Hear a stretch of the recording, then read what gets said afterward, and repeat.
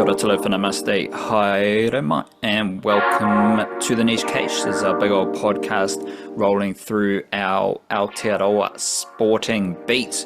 Lots of cricket to talk about, lots of football to talk about, a little bit of basketball as well, and I'm going to drop some quick rugby league things at the top of the show so we can get them out of the way and move into our deeper dives. And just to get you involved here, I do want to highlight that the St. George Illawara Dragons... Is this about how they signed a New Zealander? They signed a New Zealander. I know, I couldn't believe it either. Not just a New Zealander. The St. George Illawara Dragons have signed a first 15 player. Rocco Walker, and keeping up with the New Zealand sporting names, we've got a few K-list variations, a few Isaiah, not necessarily Kiwis, but we've got a few Isaiah variations, and this one is a Rocco variation because it's not Rocco Berry with C or two C's because he's gang affiliated. It's Rocco with two K's, which is also maybe he's gang affiliated, or maybe he is just like 2/3 racist. Rocco Walker with two Ks. He is coming out of Auckland Grammar School and he is signed to the St. George Illawara Dragons. So that's good news for the Dragons. They do have some sort of Aotearoa flavour in their system. But he's got a few more years of school left. So I think he's going to be battling away in the lower grades to start off. And that got me thinking, like, there has been a lot of sensationalist headlines from Australia about, like, signing first 15 players. That's how I found out about that signing, was a headline from, like, Telegraph or something like that saying, Dragons sign superstar Kiwi prospect from New Zealand's best rugby school or something along those lines, which I'm like, cool, but this is giving me no details and you've paywalled the article. Like, I had to figure out what the best school was, which eventually I noticed the line on the crest. I'm like, right, that's grammar, so there we go. But sensationalist, definitely. Yeah, anytime there's a first 15 player signed from New Zealand, they come from the best rugby school in New Zealand, and they are the best rugby union prospect from New Zealand. But I do have an update here because we've also got, so Harry Hinch, he signed with the Warriors. Not sure if he was, I think he's a year out of Nelson College. Don't know that for sure. Then we've got another dude, Salmaki, who is signed to the Rabbitohs, also from Nelson College first 15, and Tom Perkins, also from Nelson College, he is signed with the Knights. So that's a lot of first 15 prodigies coming from the best first 15 schools in New Zealand. And while I think I'm not here for the league versus union kind of battles, because as we know, all the Warriors youngsters in their NRL group played first 15 rugby. Half of the Kiwi NRL juniors I cover played first 15 rugby. I do find it interesting. We've got a type 4 there, Rocco Walker from Auckland Grammar, but then we've got 3 players who went to Nelson College and played first 15 for Nelson College, have signed with Rugby League Pathways as well. And we know the Warriors woman just signed Stacey Walker to add to their recruitment drive for next year. So lots of, this is just how it is in New Zealand. I don't view rugby league and rugby union as separate entities within New Zealand at that level. The best way to view them is they're intertwined, because like there's nothing unique about those 4 players I just mentioned joining NRL systems from first 15 rugby. There's, like, shout out to your Dragons. They did something different. They signed a player from New Zealand. There's nothing special about that, though, because... Well, there is for it to be the Dragons. It's nothing special for an NRL team to do it, but it is special that the Dragons are that NRL team. Exactly, because most of the rugby league juniors who are in NRL systems right now they played first 15 rugby. And that's just how it is. That's just how it operates in 2025. Also, a bit of signing news. We had, I have learned that Takitau Mapapalangi, who was playing for the Burleigh Bears, he actually played against the Warriors in reserve grade. He is signed to the Broncos on a train and trial deal, and he's from Auckland. He's from Macey High School. So watch out for Takitau Mapapalangi, who is a very similar type of forward as Oblix Tafa, who the Broncos have signed as well. Small forwards. Fast, ruthless, skillful. That is the type of forward that Michael Maguire clearly wants, because he's just signed 2 of them.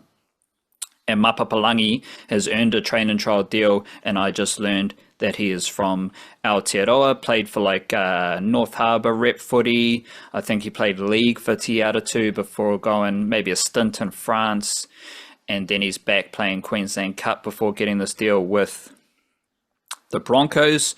Also another one I want to touch on, Te Pairoa Winiera from Hamilton. He has signed with the Rabbitohs, part of a nice little recruitment drive the Rabbitohs have got going on from Aotearoa. And of course, Samoa won a game. Samoa coach Ben Gardner, he won a game. First game, I believe, that he has won. I still kind of feel like Samoa won a game. They smoked Tonga, credit to them. Literally no one was talking about the fact that Samoa has not won a game since the World Cup, even though they are the coolest team in Australia. And that leads me to this one, where I think Brisbane is Samoa's home ground. Brisbane is the home of Samoan Rugby League, and Auckland is the home of Tongan Rugby League. That's my observation there. Another observation,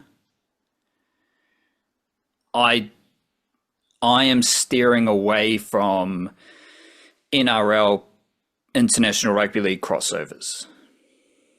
By that I'm saying, because you did well or did something in the Pacific Championships, that has no relation to NRL to me at all.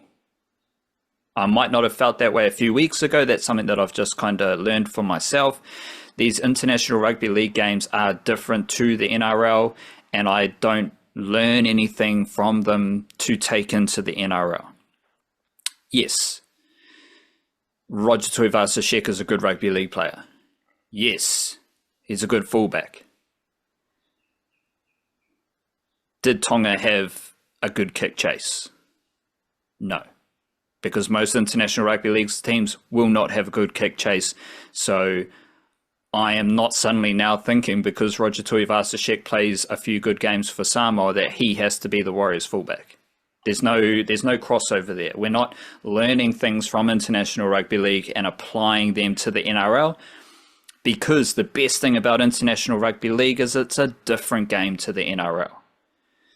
It's just less combinations, less polished, less efficient, and just as good, just as fun, just as entertaining. But I am definitely not taking all these lessons and insights from the Pacific Championships and applying them to the NRL, because I just don't think there is much crossover. But sliding back to Samoa losing games and Tonga losing games, something else that I don't think got discussed very well over the last week. Stefano Utoikamanu has played 3 games of International Rugby League. He has not won a game, because his first 2 games of International Rugby League were for Samoa in 2023. His 3rd game of International Rugby League was for Tonga on the weekend. So that's just a weird thing, and he's got no relation. Well, he was born in New Zealand, I think, but he's got no real relation to Aotearoa. But my point here is that there was a player who chose to play for Samoa in 2023, And by 2025, he has changed his international allegiance to Tonga. Now, someone like Utoikamanu, well within his rights to change nations, because he's probably half Samoan, half Tongan. He might be 3/4 Samoan, 1/4 Tongan. Like, you're able to, you're allowed to, you're available to. And he did what he wanted to do.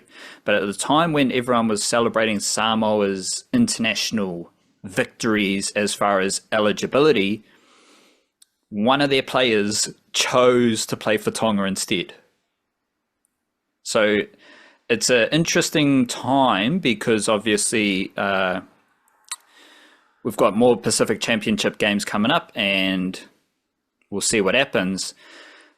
But I continue to think there's a veil of illusion with the Aussies and Samoa, because there are a lot of celebratory pieces and insights and headlines about Samoa when they hadn't won a game. Like, the coach literally hadn't won a game and he was getting puff pieces and celebrations about being Gardner the coach. He didn't win a game until last weekend. When people are talking about, Samoa, Payne Haas, he's playing for Samoa, this is revolutionary. Well, another really good big bopper in the middle who also played in the grand final, he left Samoa to play for the rivals. And that's the thing here. This is the biggest rivalry in international sport.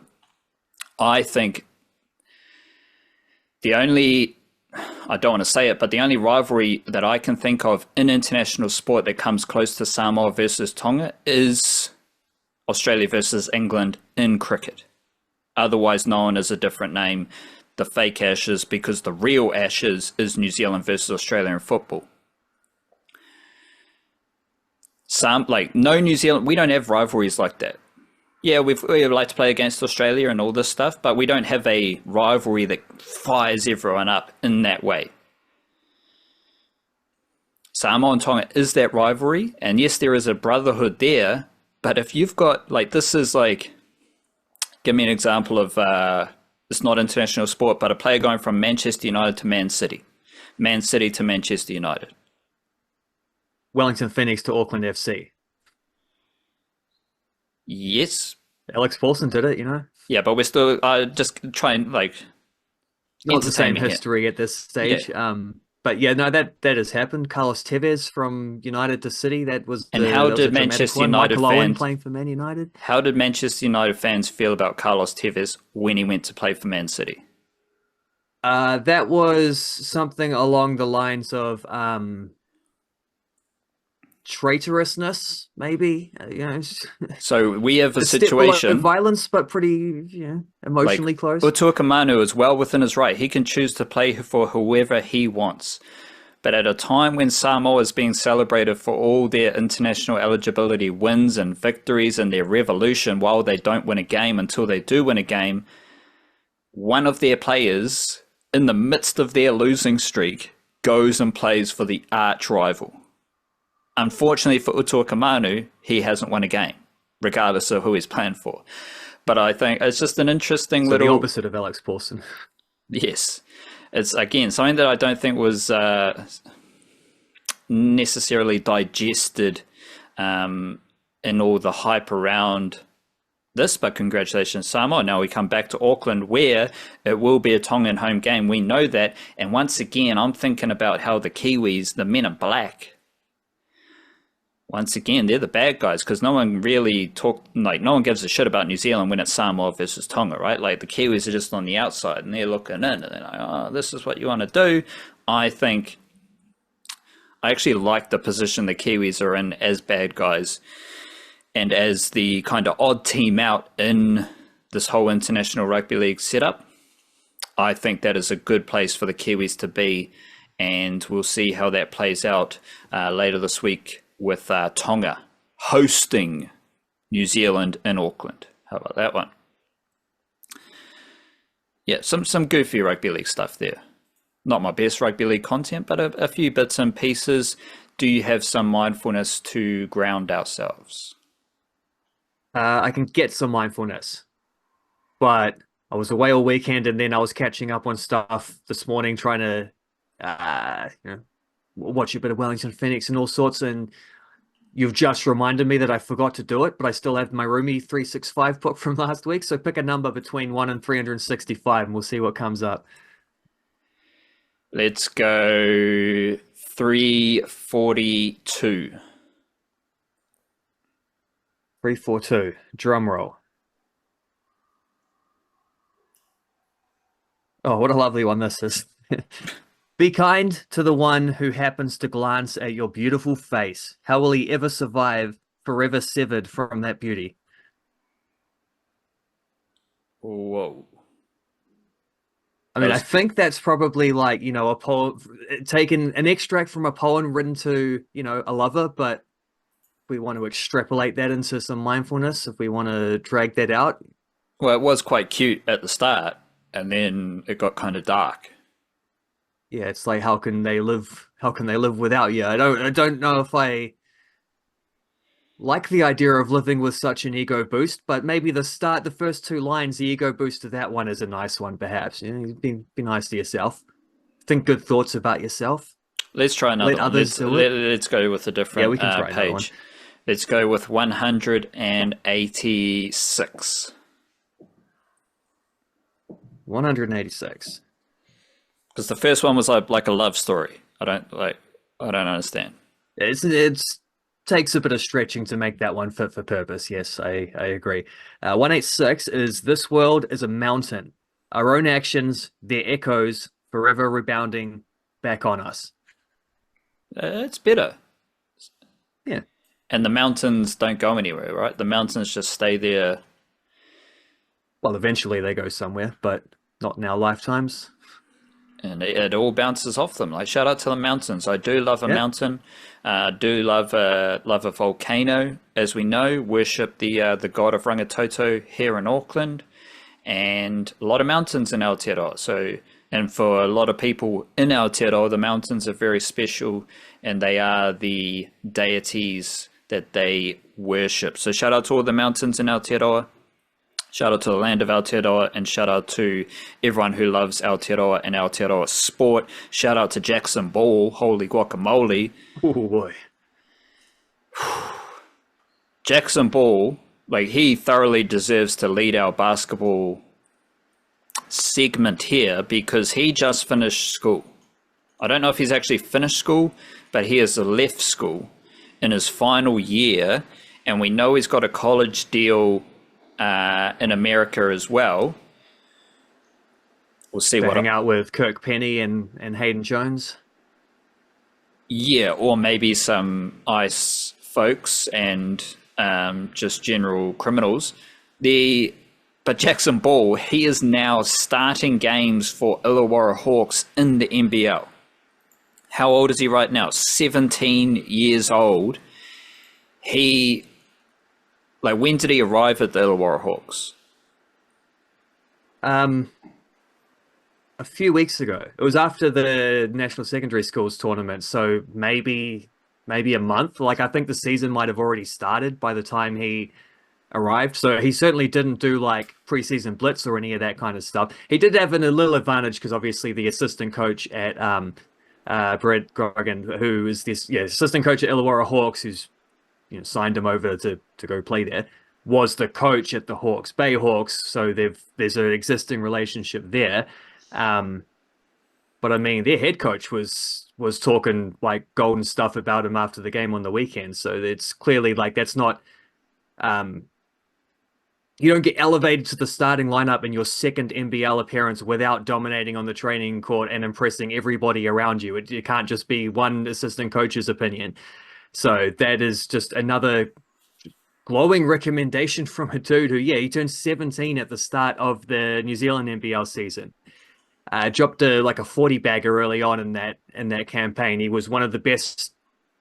Frankly, he's just one of the best Kiwi players in that competition, despite the age. Like, obviously the best young player for sure, but just one of the best players. He was really consistently excellent for them. This is coming after last year. He was part of a New Zealand squad that at the under-17 FIBA World Cup made it to the semi-finals. And then this year, he was part of a New Zealand under-19s team where he was one of their key players as they made it to the semi-finals of a World Cup. Like, there's only 3 instances in history of a New Zealand team making it to the semi-finals of a FIBA World Cup tournament in any age grade.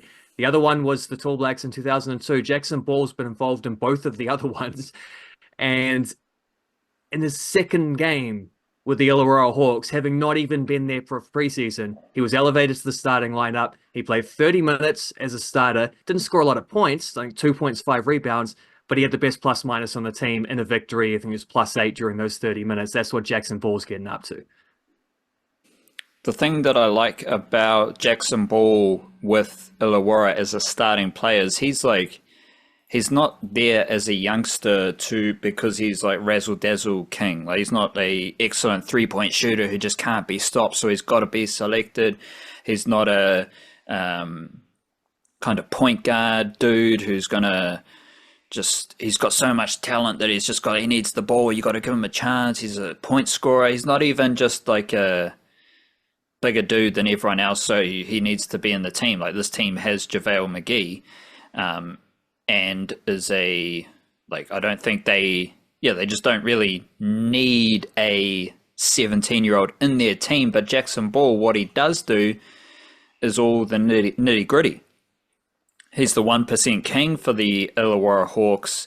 32 minutes of game time in a loss against, what was the 32 minutes? That was the second game, so they won that game against Perth. Yeah, so they got thrashed in the first game against, was it Southeast Melbourne, where that was his debut game. Played off the bench, can't remember what he played, like 10, 12 minutes or something, but that was in like a blowout loss, so there was plenty of time to get your 17-year-old development player out there. I mean, that's the other thing, is like, regardless of his age, he's a development player who just started a game. I don't know if we've even seen the development players for the Breakers yet, outside of maybe a couple of little specks, and that's playing for Petteri Koppinen, who has like an 11-man rotation, giving everyone 10 minutes per game.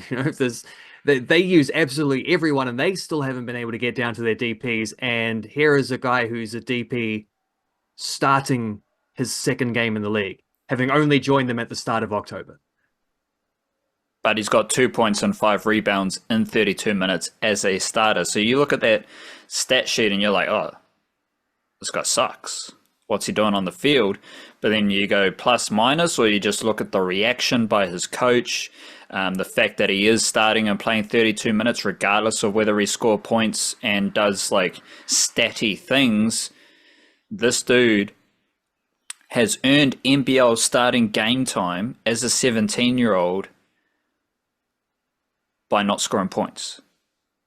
That is without needing to score points. Exactly. That is the beautiful thing about this. He is essentially playing basketball like a true blue hearty Kiwi, and it is very impressive. We've talked a lot about him during the New Zealand NBL season, and now like it kind of seemed like, okay, he'll go off to college, but he will do a little development exercise with Illawara, get some more experience playing against men, but he might go from dominating the New Zealand NBL as a 17-year-old to playing a starting role in the Australian NBL as a 17-year-old. That does make you wonder what is possible for Jackson Ball as a professional basketball player, but we'll have to wait and see what happens there. I did, like, last week I talked about Carlin Davison. I don't think Jackson Ball has that kind of glitz and glamour. In a way, they're opposite players. Yes, they are, because Carlin Davison, he's like, the thing you need to watch Carlin Davison for is he's trying to dunk everything. He's doing some real cool, flashy stuff that can invigorate a fan base if they're winning. Jackson Ball is like, he is he's not a star player. He doesn't have the same starry potential that even Carlin Davison has, but you might say Jackson Ball is a better basketball player. And that is a very funky place for a 17-year-old dude to be. He's now starting in the NBL. The Breakers, what did you call this loss in our Newsletter, the nichecage.substack.com. The Breakers had a shocking loss on Thursday night, blowing a massive first half lead to fall by a point against the Brisbane Bullets at home. Just inexcusable messiness for a team that's trying to dig out of a losing situation. And then you go on to say you're a bit doubtful of whether Petteri Koppanen's a good coach. So it's good to see that anyone who's been listening to this podcast has heard that conversation a few times already. Yes, didn't get any more evidence to the contrary in that game. And that's the thing, like as you laid out in the newsletter, the Monday dispatch of our newsletter, the Breakers do some really good stuff, but I haven't seen them play like a full game of good basketball this season. And then we get into all the nitty gritty that we've talked about of like our doubts about Coach Koppanen. And we did talk about Carlin Davison, but at least they do have Sam Meninga, who is probably their best Kiwi player. You've got his kind of NBL season averages here, 17 minutes, 22 minutes, up to 26 minutes this season. Points are increasing. Field goal possessions are increasing. Rebounds are increasing. Assists are increasing. He's kind of an unstoppable force down low, but he can shoot threes as well. I kind of feel like we're just wasting this stuff. You know, we're wasting Carlin Davison hyping up the local basketball community. We're wasting Sam Meninga doing really cool stuff as well. And I'm not quite at the... I think we can give Coach Koppanen a few more losses before we got to, look elsewhere. But I think we're trending in that direction. We've talked about it for the last few weeks. Nothing has changed in that regard. I'm not even going to ask you for your opinion about the Breakers. We're just going to keep it moving. Well, that was it. There you go. That's the same opinion. But I do want to at least say, echo the Sam Meninga has been superb. Like he's got 25 points in that in the first half of that game against Brisbane, and then only got 5 more shots in the second half and only scored 2 more points, which is again bad coaching. How do you not keep your best player involved? Obviously Brisbane made adjustments, but it's like that's your job as a coach, is to adjust your team to the adjustments. But anyway, Meninga has been awesome, and he has played 30 plus minutes in 2 of his last 4 games. So those minutes are starting to trend upwards. It is maybe the simplest thing that the Breakers could do to win more games, is to actually just play your best performing players more minutes. Like forget about this giving 10 plus minutes to 11 different guys every game. Like maybe take away the bottom couple guys in that rotation, give all their minutes to Sam Meninga. just do that. Let him play a whole lot more. Give the Alpha a little bit more, it doesn't seem to have figured out his scoring slump yet, but or shooting slump specifically, but who does seem to have a sneaky good influence whenever he's out there, probably building off the fact that he is a very hardy defender who does good things at that end, and that can lead into good offense, or at least it stops the other team from getting good offense, which is something that the Breakers, I don't know, it's happened a few times where these teams just get a roll on them. And yeah, even Carlin Davison, who is well and truly worked his way into that rotation. He did really well in the first game, dropped in the second game, now just looks like an integral part of this team. And he was one of the guys towards the end of that Brisbane game, making plays, doing little winning things where it feels like already he's added an extra layer of polish to his game. He needs a few more layers of polish. Like he's not there yet. Still a few scratches on that car. It's got to go to the panel beaters perhaps, but he's getting there. And the improvements he's made even just from the start of this Breakers season is super encouraging. But to keep the Kiwi basketball positivity going, while the Breakers were choking, and it was definitely a choke in that game, a couple guys who had very good performances, particularly in those second halves, and especially with some big defensive plays towards the end, were a couple of Kiwis on that Brisbane Bullets team. So Tane Murray at one point blocking Max Darling within the last minute or two. That's crazy stuff. Tane Murray shouldn't be getting up there and blocking Max Darling. But he did that. And then Terrell Harrison, obviously, with the rebounds at the very end, scooping the ball off the hoop and saving the day for his team with the final play of the game, effectively. He really struggled in the first half as Meninga was going at him. Second half, it was Harrison who had the better of that duel. So that was a good one between two New Zealand Tall Blacks centres, two New Zealand representatives at the NBA Summer League as well, along with Aniwaniwa Tate Jones, who haven't checked up on him lately. I'm not sure what he's up to. I'm assuming he's gone to Europe or something, play some professional stuff. But while the Breakers are struggling, we are seeing some very good Kiwi player developments across the leagues. There's some good stuff there. Finn Delaney as well as part of a winning, a triumphant at this stage. Like they've won every game, the Melbourne United side. He's not doing a whole lot in terms of like pumping the stats, but he is playing good minutes for a team that is dominating every team that they play against. So he's clearly doing his job. He's doing what he needs to do. Shaley is out injured though. He did pull a hamstring playing against the I think it was a hamstring against the New Orleans Pelicans, I think it was, when they came around to play a little bit of a preseason friendly a couple of weeks ago. Illy did get injured there, so we haven't seen him for a little bit. He'll be back in a few more weeks, but they're doing all right without him. Melbourne United are 9-0 to start the season in Still the those NBL. wins against the Breakers, though, so, We also have Steven Adams. He's just started his NBA career just quickly. 2-game sample size. He's played 31 minutes per game, which is, I mean, this probably won't continue, but it's only his third season averaging over 30 minutes per game. Doesn't seem sustainable, so that will probably drop. 11.5 rebounds per game after 2 games. That is tied with his last active year with Memphis. He's only had over 10 rebounds per game in 3 years of his NBA career. And the other thing I do like here is his free throw percentage, 0.83 this year. He's only had 3. So let's just keep a lid on the hype and buzz here. That's the best free throw shooting percentage of his NBA career. His first year over 70%.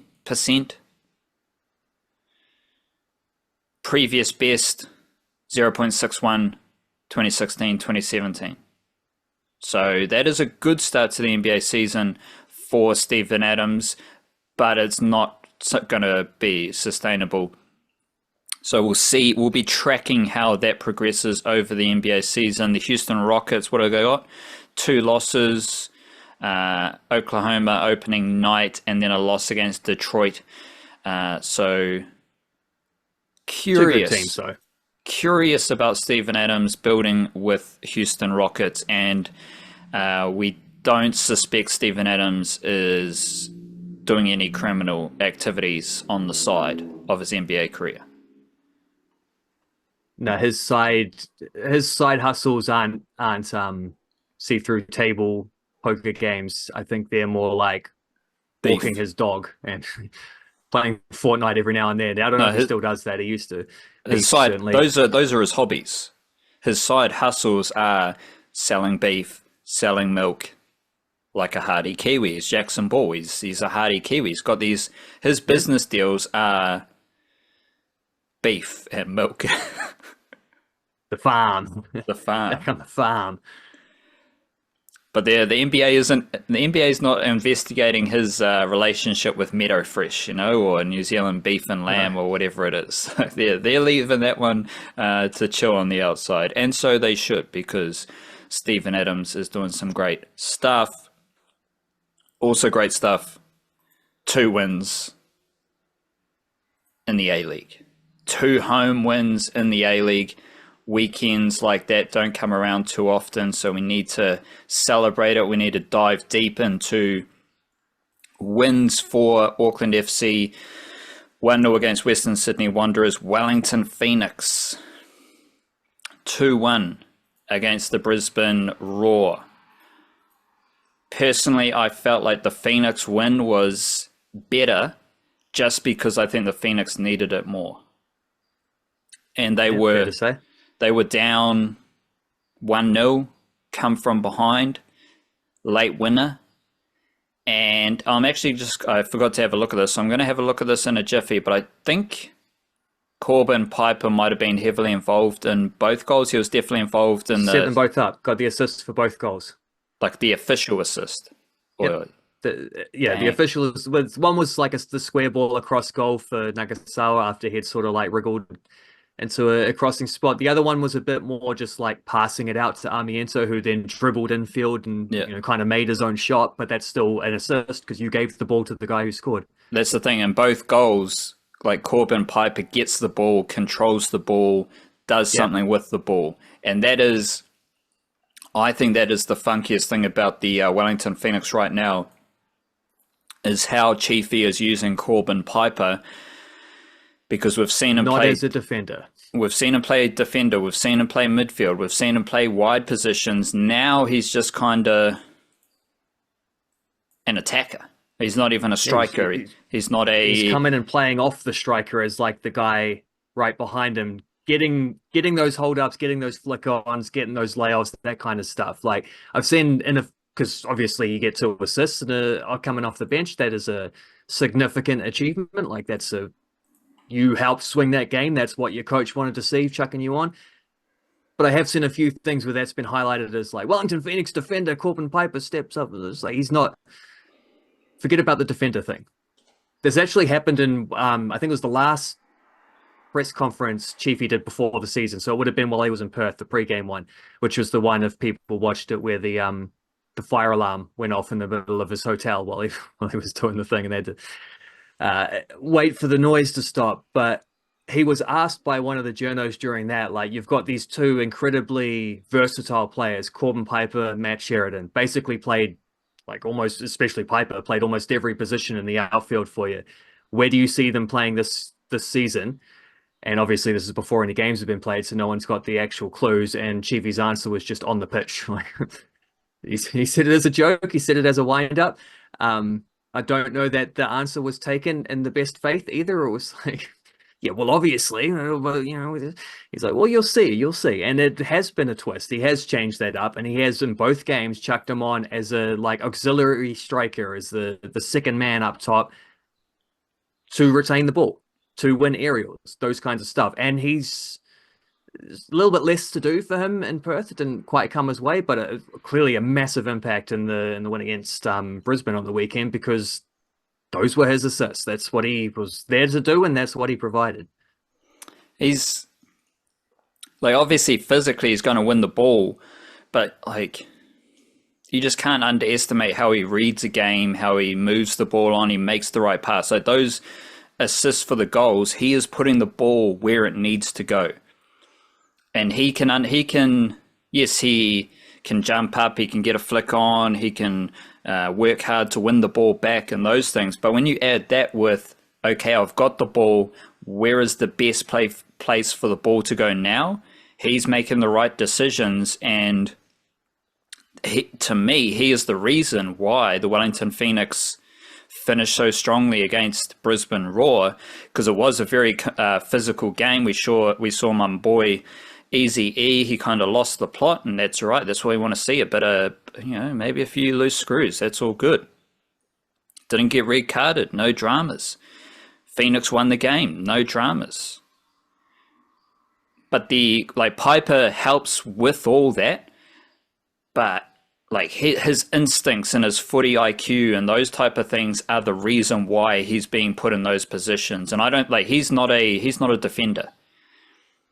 I don't even want to say he's an attacker. I think he's been used in attacking positions this season coming off the bench. But this is something I don't really see a lot of football, and I don't see a lot in football, is you've got a guy on your bench who can do everything.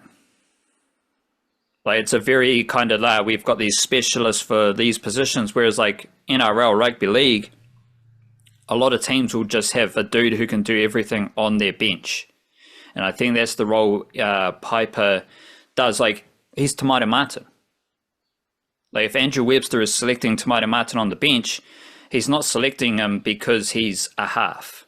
He's selecting him because he can do a solid job in a variety of positions. Yeah, he might have his best position. He might have his strengths and his weaknesses that are differently suited to different roles. But you just need them in the team.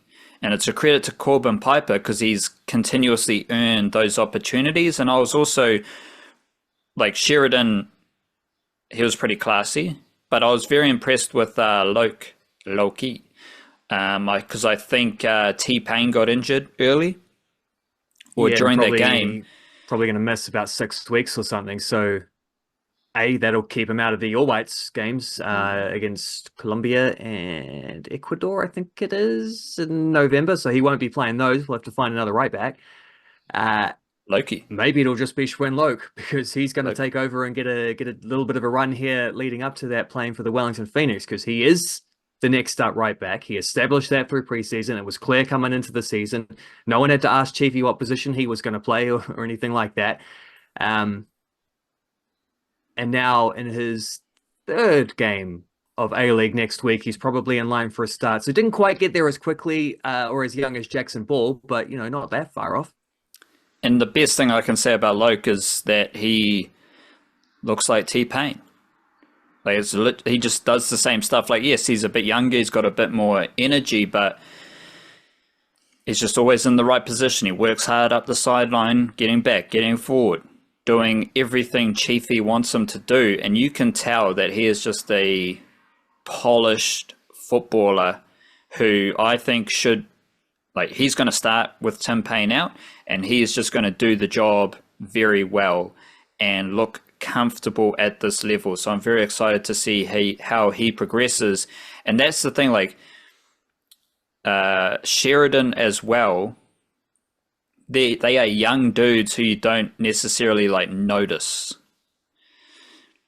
which could be viewed as they fit in. Yeah, you could view that as a bad thing because they're not doing step overs, they're not scoring bangers, but they are doing their job at a professional A-League level as young players. And okay, the Phoenix lose T-Pain to injury, what happens? They win the game with 2 late goals. It's not a coincidence that that happened when Loke is a very good player. The dudes they brought off the bench, Loke, Piper, and Brooke Smith. There's no experience there. Yes, they've played a few seasons of A-League. Yes, they're solid A-League performers. None of them have played more than one season. 2 of them debuted last year and one of them debuted last week. And the Phoenix won with those players being injected onto the field. So I think that's a very good sign for the Wellington Phoenix. And it's also when you do hear Chiefy talk, it seems like there was a lot of change at the Wellington Phoenix. He kind of makes it seem like the maybe the brotherhood, the culture wasn't quite there last season. Maybe some tactical changes, getting everyone closer together. And it just seems, I don't know, it didn't seem very good for most of that game against the Brisbane Roar because they were 0-1 down. But they came back, they win the game, so they showed a bit of mana. The young players were very impressive. You're always getting solid performances out of Nagasawa, Ishige, Rufa. We've got a couple games now of Roa Conchi starting. Mandrake James, pretty classy centre-back at the A-League level. Olawayemi, he's still doing his stuff. Just seems like a pretty good Wellington Phoenix setup right now. Before I go to Auckland FC, I do want to quiz you about Roa Conchi. How do you think he's tracking? Because he has started the 2 games, I think, this season. Do you have any thoughts about Roa Conchi and his development? Because he's been in that Phoenix group for a while as a young player. And if we're talking about other young players coming off the bench to help the Phoenix win games, well, there's a young player starting and doing his job as well. Yeah, I thought he was especially good in the Perth game. A little quieter in this one, and he was out there while they were losing. But him playing a little further up as one of those number 10 guys, the attacking midfielders, has been quite interesting. I think ordinarily you might say he doesn't quite have the flair to do that kind of stuff. His passing is excellent, his sort of defense splitting pass type stuff. The through balls and the switches and all that, but he's more like the guy who plays that pass from deeper rather than the guy who plays that pass from the edge of the box. But But the way they're playing with the trying to get a lot of these and it worked. To be fair, it worked better against Perth than it did against Brisbane. But the intention is clearly there, and it's something that we'll probably see they'll get better at it the more they try to play this way. But a lot of sort of bounce passes in the midfield and hitting it into guys like Roakonchi to lay it off, and then someone else running onto it, and passing around the corner and 1-2 touch stuff to build up that way. There were certainly a few phases against Brisbane, particularly in the last 20 minutes when they started to ramp it up. A bit of that was, I think, Roakonchi, had been subbed by then. I can't remember. But yeah, was it Brooke Smith who came on for him? And Brooke Smith was part of some of those. I can remember one where he was bouncing a couple of those little like transitional attacks around. Where, it's really lovely football. Like when they hit those passing moves together, where they got like 3 or 4 or 5 guys all involved, and it's just like fast, sharp angles. It's great stuff to watch. Hard to get that going consistently, but it's something they're clearly building towards. And so that's why I think it's interesting that Finn Roakonchi has started a couple of games there, because he is a midfielder. He is good at playing in tight spaces. And I suspect that's an intention there, is to have someone who can retain the ball like that and bounce it around in that position a little bit higher up until later in the game, where you maybe want the dribbler of Brooke Smith or the aerial threat of Piper to come on and do what they do. But it's been tidy stuff, and just the fact he's started at all is impressive, because he's on that fringe where you kind of can't really call him a young player anymore. Like he's got to evolve out of that into someone who's just either a consistent part of the squad or someone who's going to be released, because it is a contract year for him. So he is trying to, last year of his deal, he's got to earn that next one.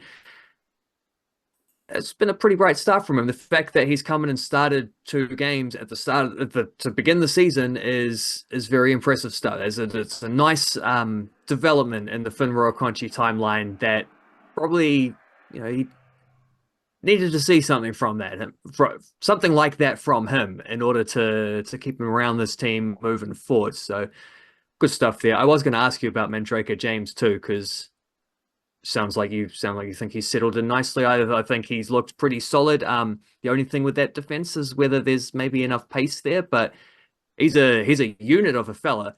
And also the fun fact that's been repeated since he signed is that he's named after Sanjay Mandrake, Indian cricketer, because I think he's from Canada, Mandrake James, but he's got West Indian heritage. Forget which part of West Indies, but one of them.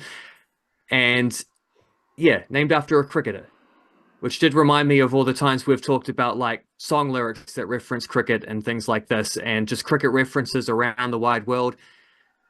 Well, here's a footballer who's referencing cricket somehow. So I like that. I like how Mandrake James has played as well. I also just like a notable little moment within that game against Brisbane after Eze had like the little swinging arm incident, was that it was James who went over to him and was like very, like, you could see very firmly, like, bro, just calm down, settle, get your head, sort this out. You're not going to be sent off. You got away with this, but just keep it chilled. I don't think it was a swinging arm enough for a red. I don't think he elbowed him in the face or anything. It was more just like a lash out at his chest, maybe, but you couldn't really tell from the replay. So you can probably just believe what you want to believe from watching those ones.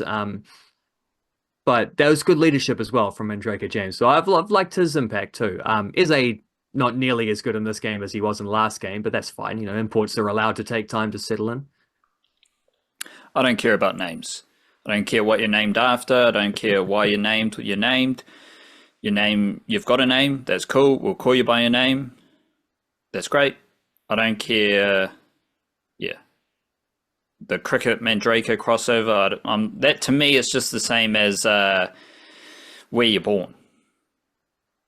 Like, oh, he's born in New Zealand, moved to Australia when he was 2 years old, so he's a Kiwi. It's like, no, like same line of thinking for me. No disrespect to anyone's name. Like, yeah, it's cool. Rachin Ravindra, his name is a combination of Rahul and Sachin. Whip these shit. Like, his name's Rachin. I don't think that's true though. I'm pretty sure there was something where his dad was like, everyone thinks it was a Rahul Sachin, and he's like, no, it's just Rachin. Well, there just we go. a name. It doesn't actually have the deeper meaning. But if your name is Mandraker and someone asks you, are you named after Mandraker? It's easier to just say yes. Auckland FC, though, who was better between Jesse Randell and Konstantinos Barbarouses? Different positions. Randall's on the left side. Barbarouses is playing up top. But old mate Randell, he's got to be in the all-white squad ahead of Costa Barbarouses for sure. Well, he scored the goal, didn't he? That's the bit that matters the most. Costa was all right, but it wasn't a crazy entertaining game. You know, the bit that mattered happened in the first half. It wasn't like we got the late drama of the Phoenix, but that's typical Auckland FC, isn't it? You get that goal when you get it. Sometimes last season they were leaving it late. Sometimes they would score early and then just grind it out, manage the game from there. That's pretty much what they did. They didn't allow too many moments back the other way. So Costa, don't feel like he had a whole lot of sniffs during that one. He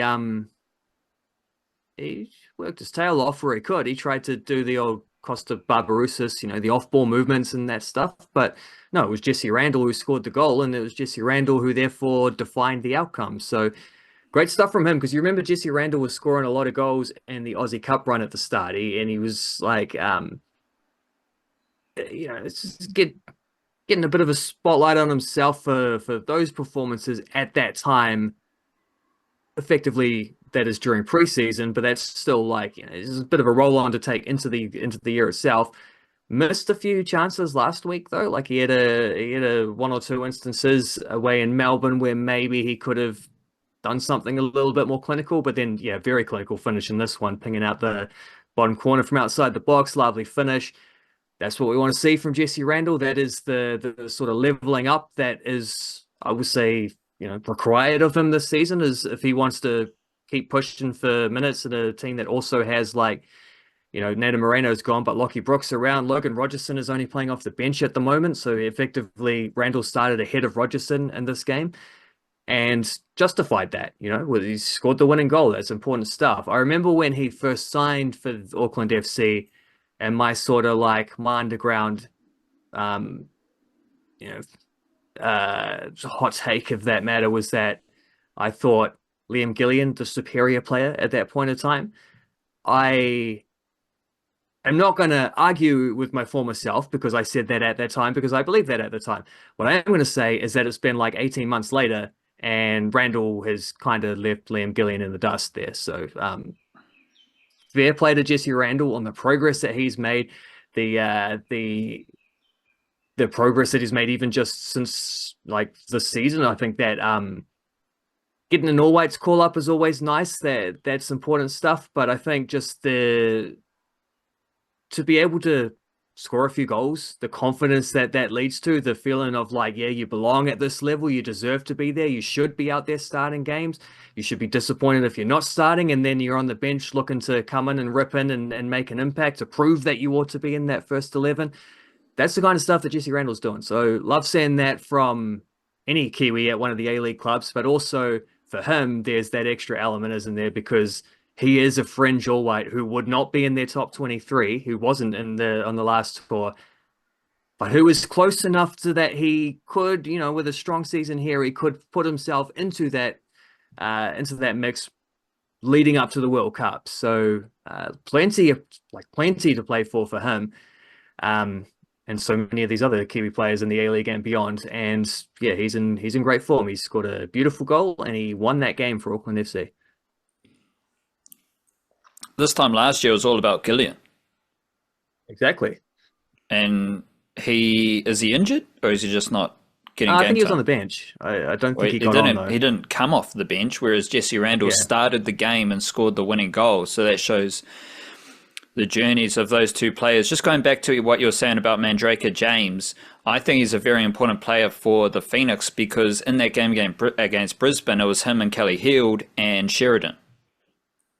And then you got Loke like on the right side of the field. It's a young defensive line, and it's very different for Auckland FC, who have got De Vries, Girdwood, Reich, and Hall and Sakai. So you've got one experienced, kind of classy, composed defender for the Wellington Phoenix and three younger players now with T-Pain out injured, Auckland FC, their whole defensive line, experienced, classy, composed.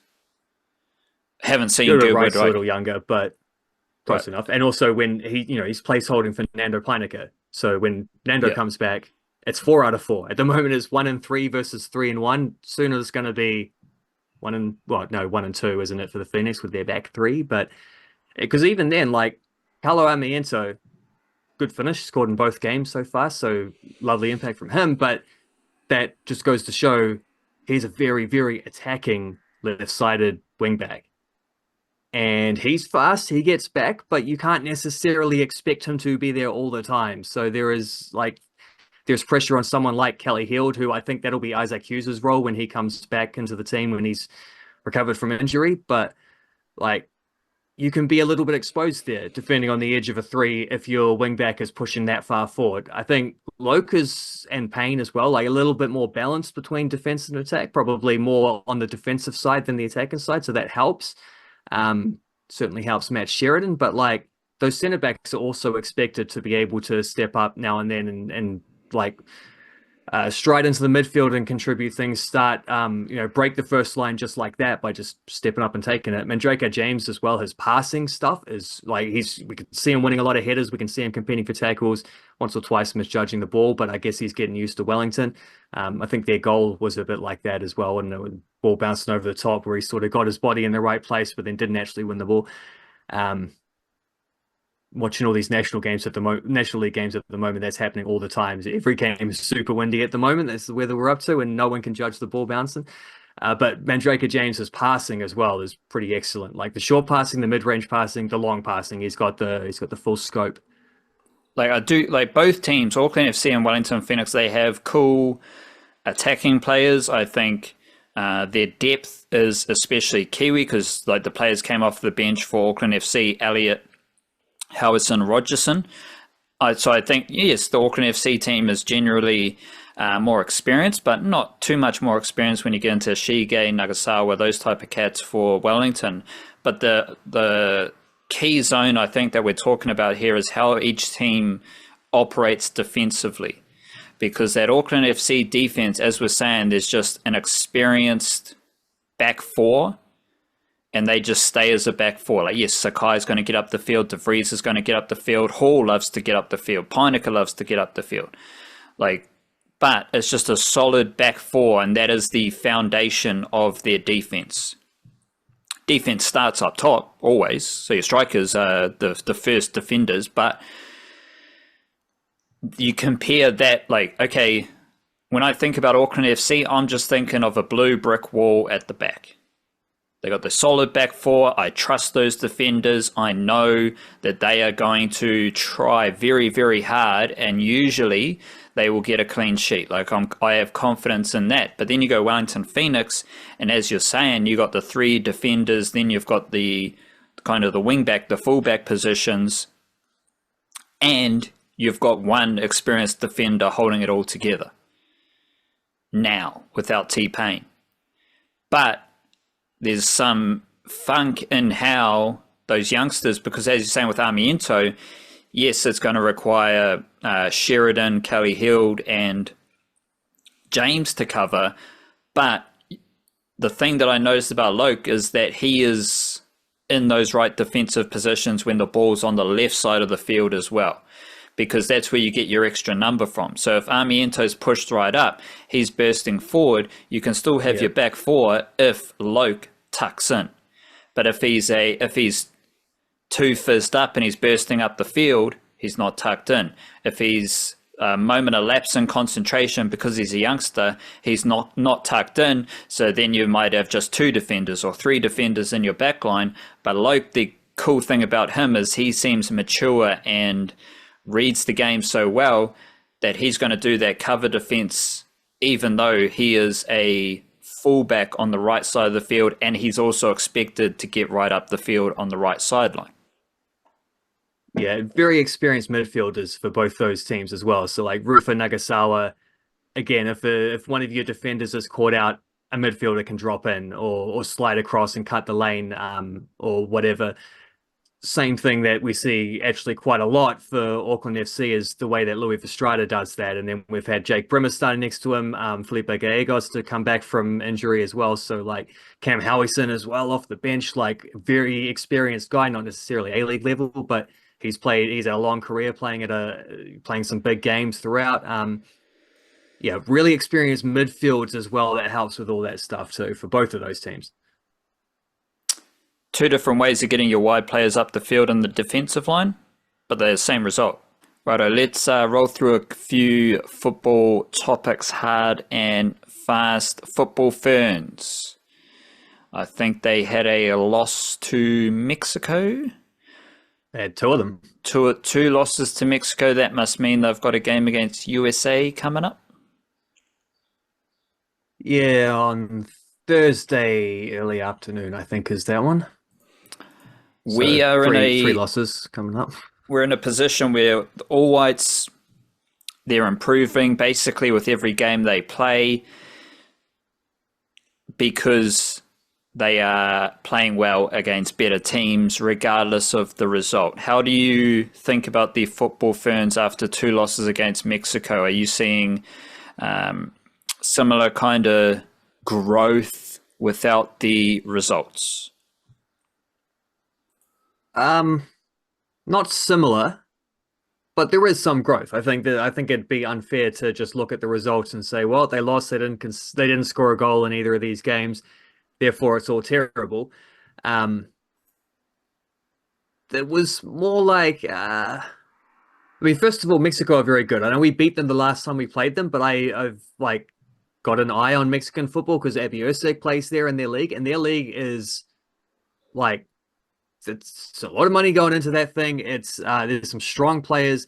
The team, like, first of all, they recruited Abby Erceg, so there's a sign that they're signing good players right there. But also, Abby Erceg doesn't even get talked about for her team because her coach is a guy who's won the Champions League with Leon, and they're as did, like, I think there's about two of the players in there were also part of some of those Leon teams. There's at least one other French woman there who, like, these are top caliber imports, and it's an interesting league because they started off, I think their first season or two, you were only allowed like under 23 Mexican players or something like that. And then they expanded it to older Mexican players, and they expanded it to imports and then more imports and whatever. So they sort of built it up over a few years.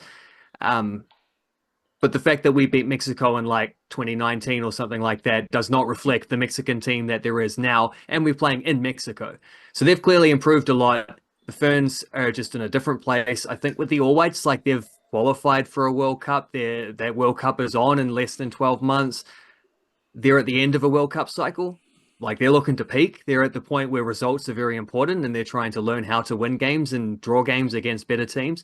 The Football Ferns are at the start of a World Cup cycle, and it's not that it's an overhaul of the squad, but there is a bit of an overhaul of the playing style as sort of an acknowledgement that how they were operating before was maybe it had hit their ceiling. So things have to change. We're going to go play with a back three. We're going to have very attacking wing backs. We're going to try bounce the ball around a little bit more. Would like to see a few more of those things we're actually seeing from the Phoenix in a similar shape to what the Ferns did/didn't do against Mexico. But there are some nice aspects in there, and I think of important things to remember about what we saw. And because when I should be specific, like when I say there are nice aspects, they created some chances, they forced some saves, they they probably didn't win enough corners, but they were getting free kicks, they were battling quite hard. They also had defensive lapses to concede early goals, 10th minute of both of those games. Then they had a second defensive lapse to concede, I think, in the 16th minute of the second one. Didn't concede after that, though. Like, there's previous eras of the Football Ferns where maybe if you're 2-0 down after 16 minutes, that's going to end up being a 4-0 loss. That didn't happen. Arguably, they were the better team in the second half, potentially in both games, but just, lacking a little bit of polish, lacking a little bit of turning decent area possession into, like, actual clear-cut chances, but I felt like the decision making was better in some of those. Like the crosses weren't good enough, but they were at least going, like they were aimed in the right area. They weren't just hopeful, let's put the ball in the box and see what happens. Like they were looking for runners. There were runners to look for, like that kind of stuff. I think Indy Riley on playing as one of the wing backs has emerged as just a very, very, very important player for New Zealand. Not necessarily like our best player, but just her role in that team is quite essential. And yeah, we saw quite a few, well, I think we'll see a few more of the squad players play against USA, which is a game that matters less.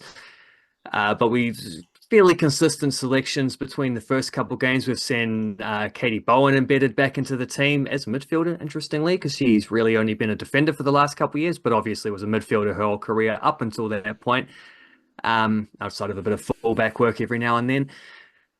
So, like, signs, little bits of progress in there. Need to be a lot tidier, particularly with some of their like technical stuff, just control passing, hit the right, hit that ball a little bit sharper, hit it in front of the player. Just little things where it's like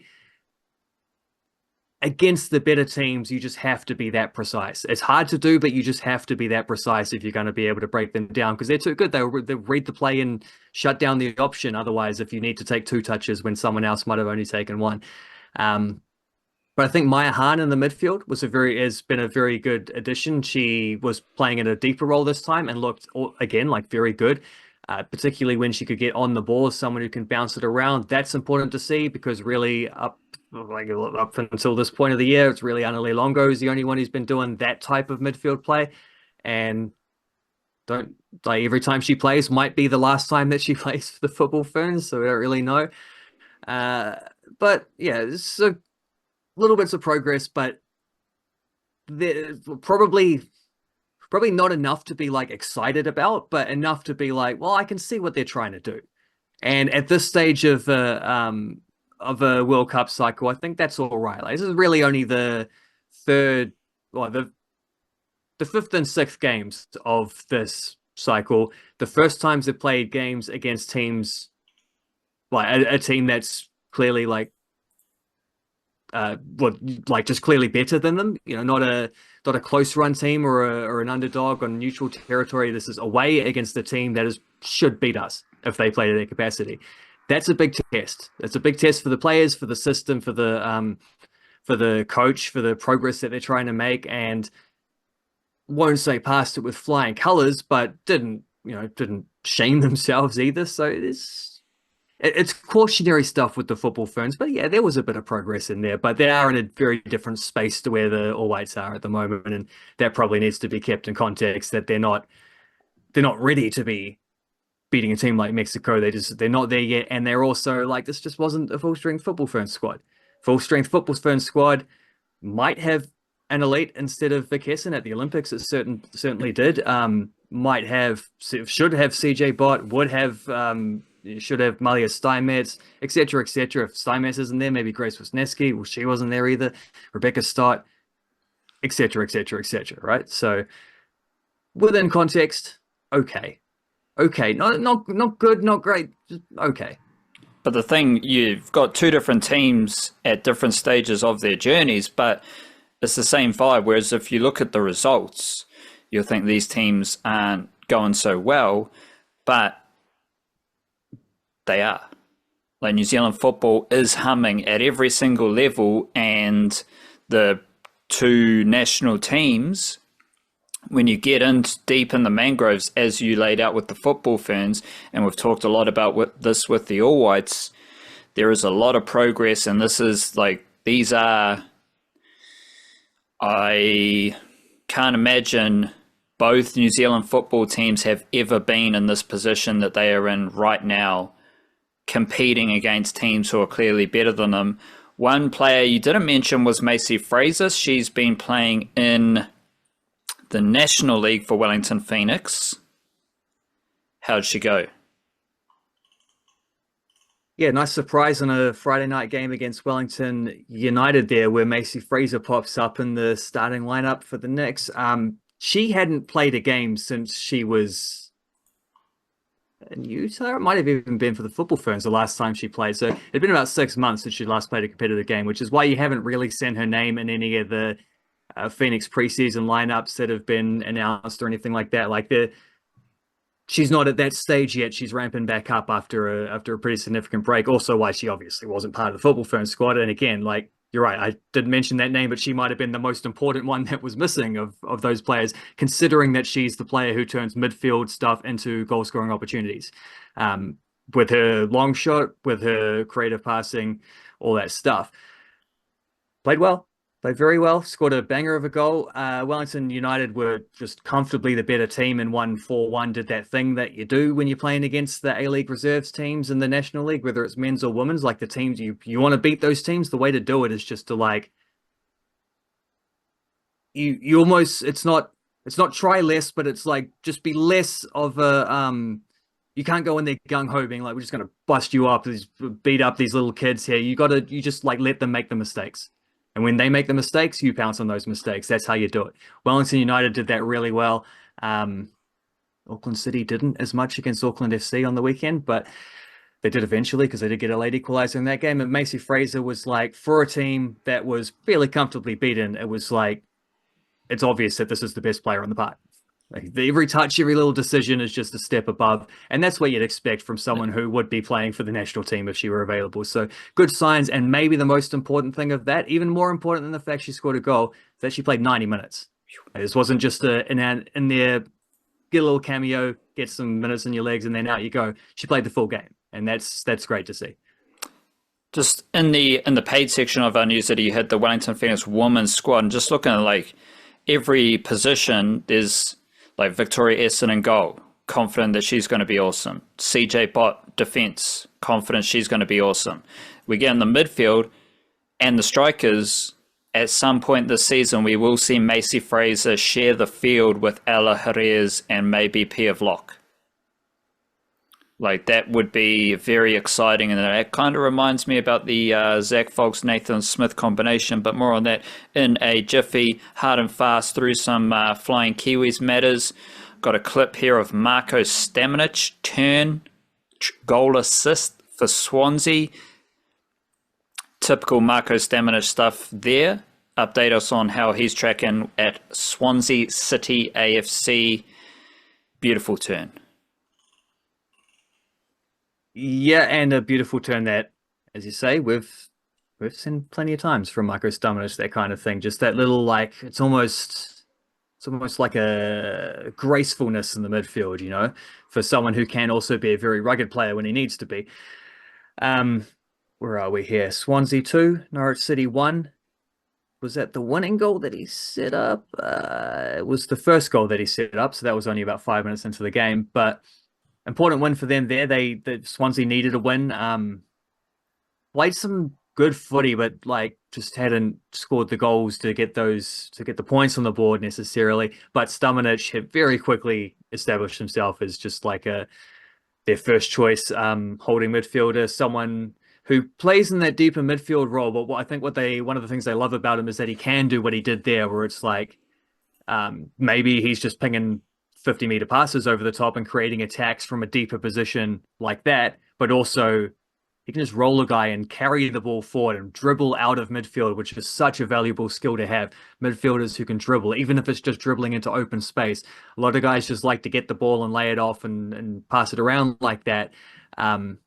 Sometimes the space isn't where you can access it with a pass. Sometimes the space is just like, it's yours already, go and take it. And having someone who can flip the switch like that, someone who has those different options when they got the ball, is always valuable. And he just looks and instantly looks, just like Libby Kakache as well at Wrexham, as soon as they started playing in the championship, a notoriously like robust, difficult, fast-paced, really competitive competition, they just instantly look like players who belong there. But he's starting, like him, all these dudes, because we'll go on to Matt Garbett, Marko Stamenic, Libby Kakache, Callum McCowett. They are all starting and doing great stuff. No, they're not all in the English Championship, but they're all starting and doing good mahi for their respective teams. We did get a goal from Matt Garbett outside the box, and then his coach got sacked. So Like we've had, will this impact Matthew Garbett, do you think? Because he had obviously we know all about his neck braider career, and then a bit of time in the wilderness, goes to Peterborough. They love him. He's playing good footy. Their coach gets sacked. That's where we're at right now. How do you assess that situation for Garbett? It might have affected whether he could have gotten that contract in the first place, but at this stage, I don't think it affects him. He's one of their better players, and they don't have a lot of depth. He's scored a couple of goals from midfield. He's played very well. The fans love him. Well, if your coach is getting sacked, that means you're not getting very many results. That means your team's probably not that good. So someone who's performing in a bad team is not someone that's not someone you shunt aside or anything. So I think he'll be fine. But it is a little bit of upheaval. Darren Ferguson was the coach of Peterborough United, the son of Alex Ferguson, and that's the third time he's coached Peterborough United and then been sacked by Peterborough United. So he might be back again at some point before Garbett leaves the club. He sticks around for a couple of years. Fergie might get hired for a fourth time and then fired for a fourth time. So we'll see how that goes. He's kind of acknowledged as their best modern manager. He had a lot of success during part of those 10 years, but yeah, they've not been great to start the season, and they'd probably have been even worse if they hadn't signed Matt Garbett late on before the thing started. But I forgot to mention Elijah Just. Stoppage time winner for Motherwell. Brilliant stuff. He just had a goal, just had a goal disallowed right before that as well. And I think there was one, I think his one that was disallowed, which he scored a couple of minutes before his 93rd minute winner. I think it was the guy who crossed it to him was offside. There was one earlier where Just was offside and he set up someone else. So that also didn't happen, but you stick with it. Yeah, keep going until the end. Eventually he pops up and does a pretty tidy finish too. The keeper kind of misreads it the way he smashes it near post, but he smashed it. He made that as tough for the keeper as he could, and he sort of got him wrong-footed where he couldn't get his arms around. Maybe he should have just chucked his nose at it or something and get the noggin in front. But yeah, good finish from him. And then also kind of loved the way he scores that goal, and he's the calmest man on the field. Everyone else is going nuts. The crowd's going nuts. All the players are running around to jump on him, and he's just standing there it's what I do, mate. It's what I used to do for Eastern Suburbs back at Medill's Farm once upon a time. It's what I'm doing for Motherwell in the Scottish Premiership. And I'm sure the Motherwell fans love themselves a bit of Elijah Just. They do. But this is I think this is the coolest group of Kiwi footballers we've ever had. The woman, they're cool. Macey Fraser, she's awesome. Rattle off whatever names you want, but you just zone in on Marko Stamenic, Matthew Garbett, Elijah Just, Kakache, Tyler Bindon, Finn Sermon. These are some cool cats. So no wonder they are loved by their fan bases, and we love them here in Aotearoa as well. There was also Callum McCowart. He got an assist, and Stanger, the Stanger Banger. He scored in Scotland as well.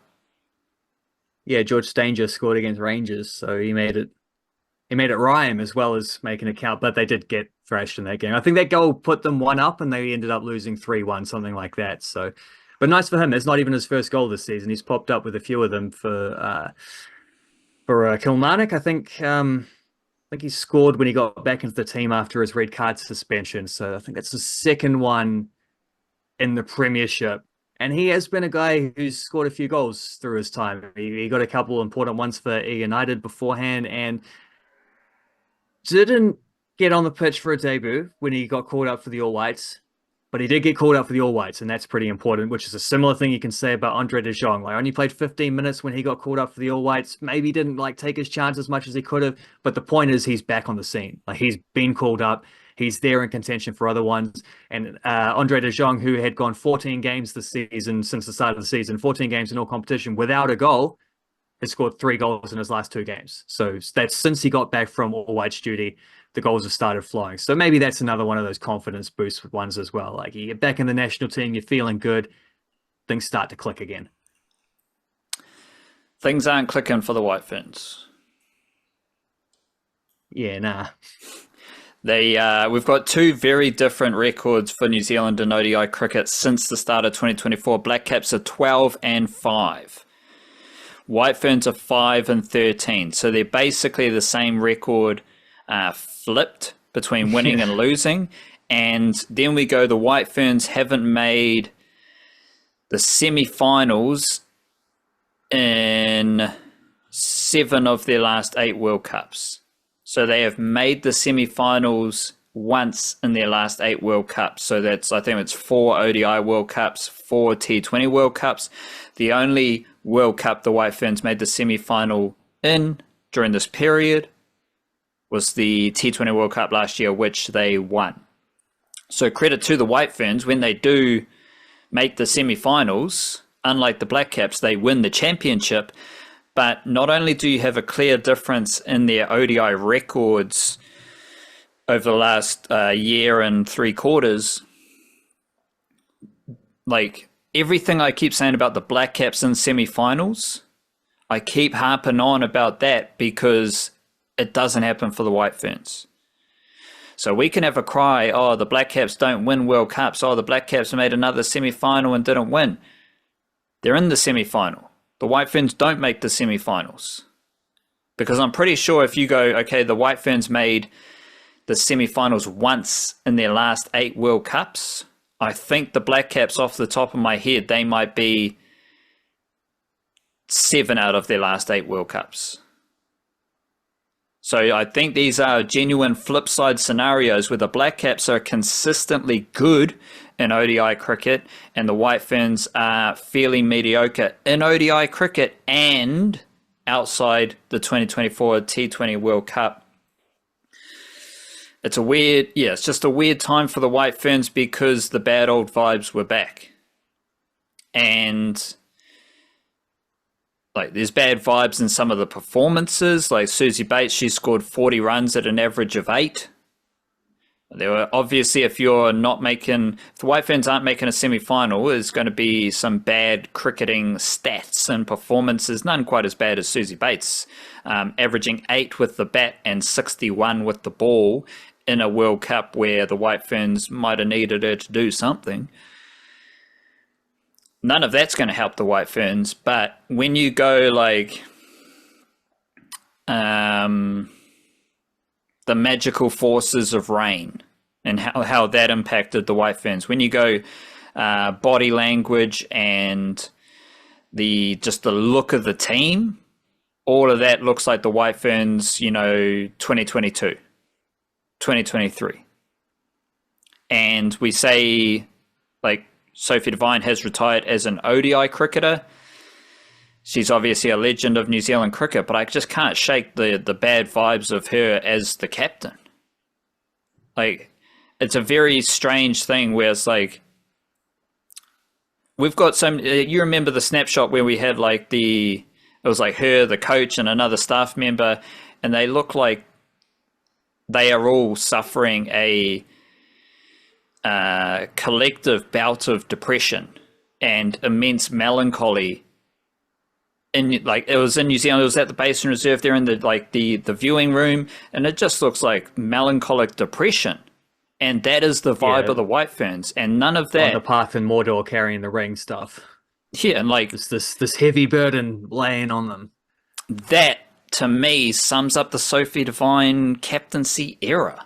And I don't want to just put that on someone who's retiring as a legend of ODI cricket, but it's undeniable that outside of the T20 World Cup last year, this team, this group, they don't really, I just don't know how many smiles we've seen, I don't know how much fun we have seen the White Ferns have. And in the world of women's cricket, I don't know if the White Ferns can refresh their squad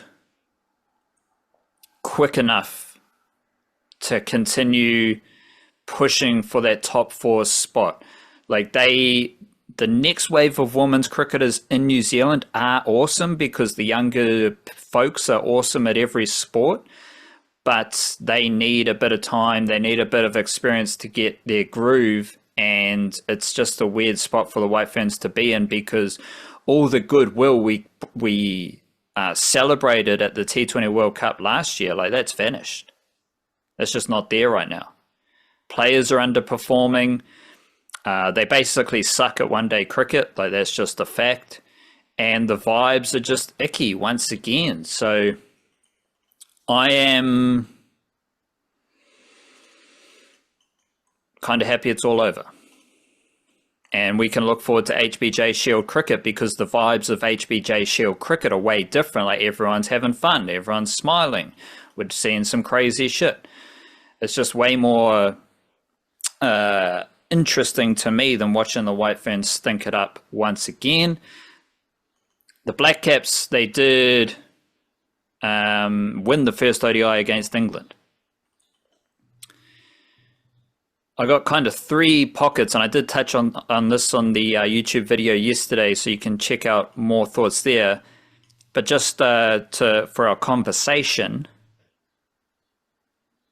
Daryl Mitchell, highest ODI batting average for New Zealanders with 500 plus ODI runs. He's averaging 50.4. Kane Williamson is next, 48.8. And Daryl Mitchell's leading ODI run scorer for New Zealand this year, 550s, no centuries. But he does have the most 50-plus scores, averaging 45. So we've got Daryl Mitchell, he's doing some legendary shit. But we've also got Matt Henry once again pushing Trent Boult for an ODI bowling average. These are ODI bowling averages for 50-plus wickets. Shane Bond, 20.8. Sir Richard Hadley, 21.5. Jeff Ellett, 23.2. Trent Boult, 24.3. Matt Henry, 24.8. Matt Henry is almost as good as Trent Boult in ODI bowling. And I did see a headline like comparing Zak Foulkes to Trent Boult. Because he bowls like a lefty seamer because he swings the ball or this type of stuff. Matt Henry is Trent Boult. Like, he literally is. He's as good as Trent Boult in ODI bowling. But like Jacob Duffy in T20s, like Daryl Mitchell in ODIs, like a few other Kiwi cricket pockets, people don't necessarily come to that conclusion straight away. So we got some legendary stuff from Daryl Mitchell and Matt Henry, both of whom are the best ODI cricketers this year for New Zealand, because Henry's got 26 wickets at an average of 16.3. Santon is next best on 19 wickets. Rachin Ravindra is second leading run scorer. I guess if Rachin Ravindra is averaging 47.7, what do you think his strike rate is this year? Yeah, 110. It's actually 111.11. But okay. You're close. It's well over 100. So that's just what Rachin Ravindra does. 430 runs, averaging 47.7, strike rate of 111. That is ludicrous. How do you react to those Daryl Mitchell, Matt Henry numbers? Well, the Matt Henry stuff just feels normal, like especially because ODI is the one where it's this is the format he's been great at the whole time. He didn't have the glow up that he had in Test cricket, or just the emergence of starting to get to play T20 cricket that's come recently, where that's also come with a whole bunch of wickets. He's been great in ODI bowling the whole time, his whole career. But mate, like not necessarily like, yes, people think Matt Henry great ODI bowler, but people don't necessarily think Matt Henry is just as good as Trent Boult. On par with one of our best ever, certainly our best left-handed ODI bowler, seam bowler, because respect to Daniel Vettori. I mean, it's just the same thing with Matt Henry and those other ones. It's the way that he stepped up specifically to replace Trent Boult, because that's the other aspect. It's not just that he's mimicking the numbers, it's also like he's taken his role in the team. He is now he's moved up to be an opening bowler all the time in all of these formats specifically since Trent Boult stopped playing regularly and then at all for the Blackcaps. And Test cricket's the one where that's had the most effect, because he's just such a good new ball bowler, and you get the longer new ball spells there with the red one. But it's still true in ODI cricket, and the stuff that he was doing before was excellent, but maybe overshadowed by Bolton, even a little bit of Southey at times, and sometimes Lockie Ferguson, some of these guys. But it probably shouldn't have been then. And it isn't now because none of those guys are playing around him, and he's just the undoubted leader of the pack. So that feels right. It feels like not unexpected, but it feels right. It feels like that's how it should be. That's what that is reflective of what Matt Henry's been up to. The Daryl Mitchell numbers are a little more surprising because I don't know if it's just because I'm not sure what it is. It didn't feel like he's necessarily. You don't think of that from him. You don't think of him as being like the lead batter. Maybe it's just because Kane Williamson gets all of the focus all of the time. Then Rachin Ravindra gets all of the focus some of the time. I don't know. Maybe Daryl Mitchell's just been overshadowed in the way that Henry was at times by like Bolt when they were overlapping. I'm not sure, but I didn't realize his ODI average was that good, and that even his recent form was that good as well, that consistent. But man, that was a great innings on the weekend, and that was a tricky one too because he had to kind of bat through quite a few wickets falling around him at a time where it's like England were battling from behind their whole innings after Foulkes and Henry got started.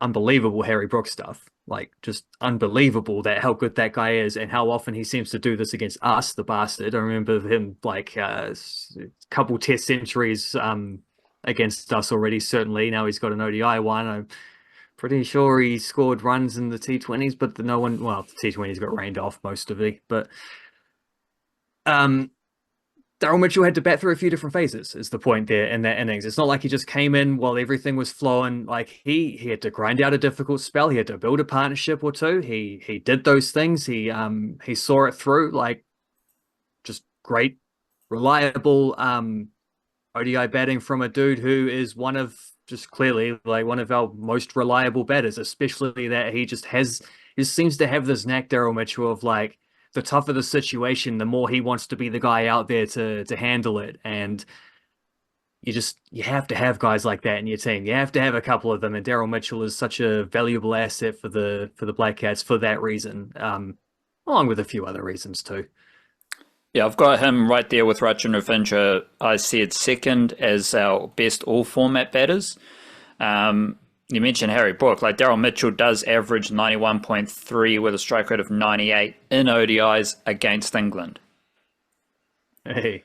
So we've cancelled him out. We've got our respective, yeah. And he's also just casually averaging 53 under Mitchell Santner as captain. But of course, we did have a bit of Zak Foulkes taking wickets in his first ODI bowling innings. And I want to like package this with the news that Blair Tickner's been called into the ODI squad. And because you can look at Blair Tickner being called into the ODI squad, he like may not necessarily deserve the selection. But I mean, he's like the 10th seamer. You know, like, this is the thing about New Zealand cricket is we have 10 seamers. We got 15 seamers. And the young dudes are coming in like Zak Foulkes. Like, the two youngest seamers in the Blackcaps group are Will O'Rourke and Zak Foulkes, two of the freakiest, funkiest bowling talents I've ever seen for New Zealand.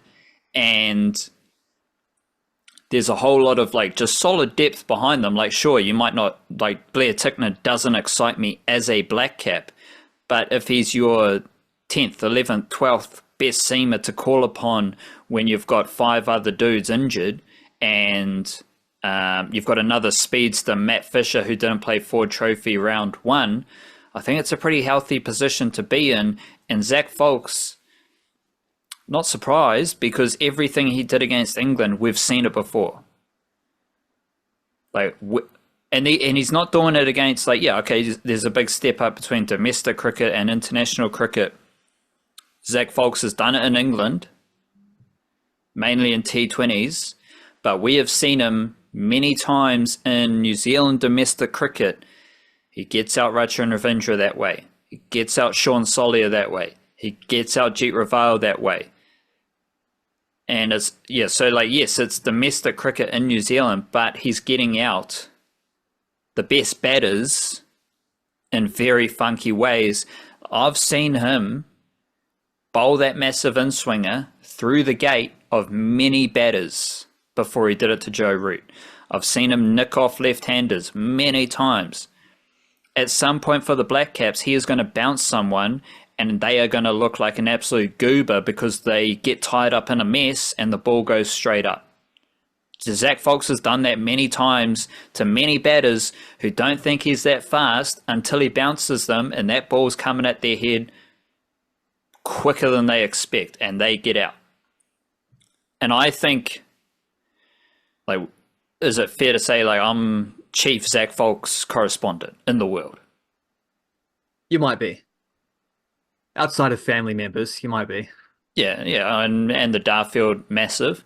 But everything Zak Foulkes did against England, we have seen, and we have seen at the niche cage many, many times before.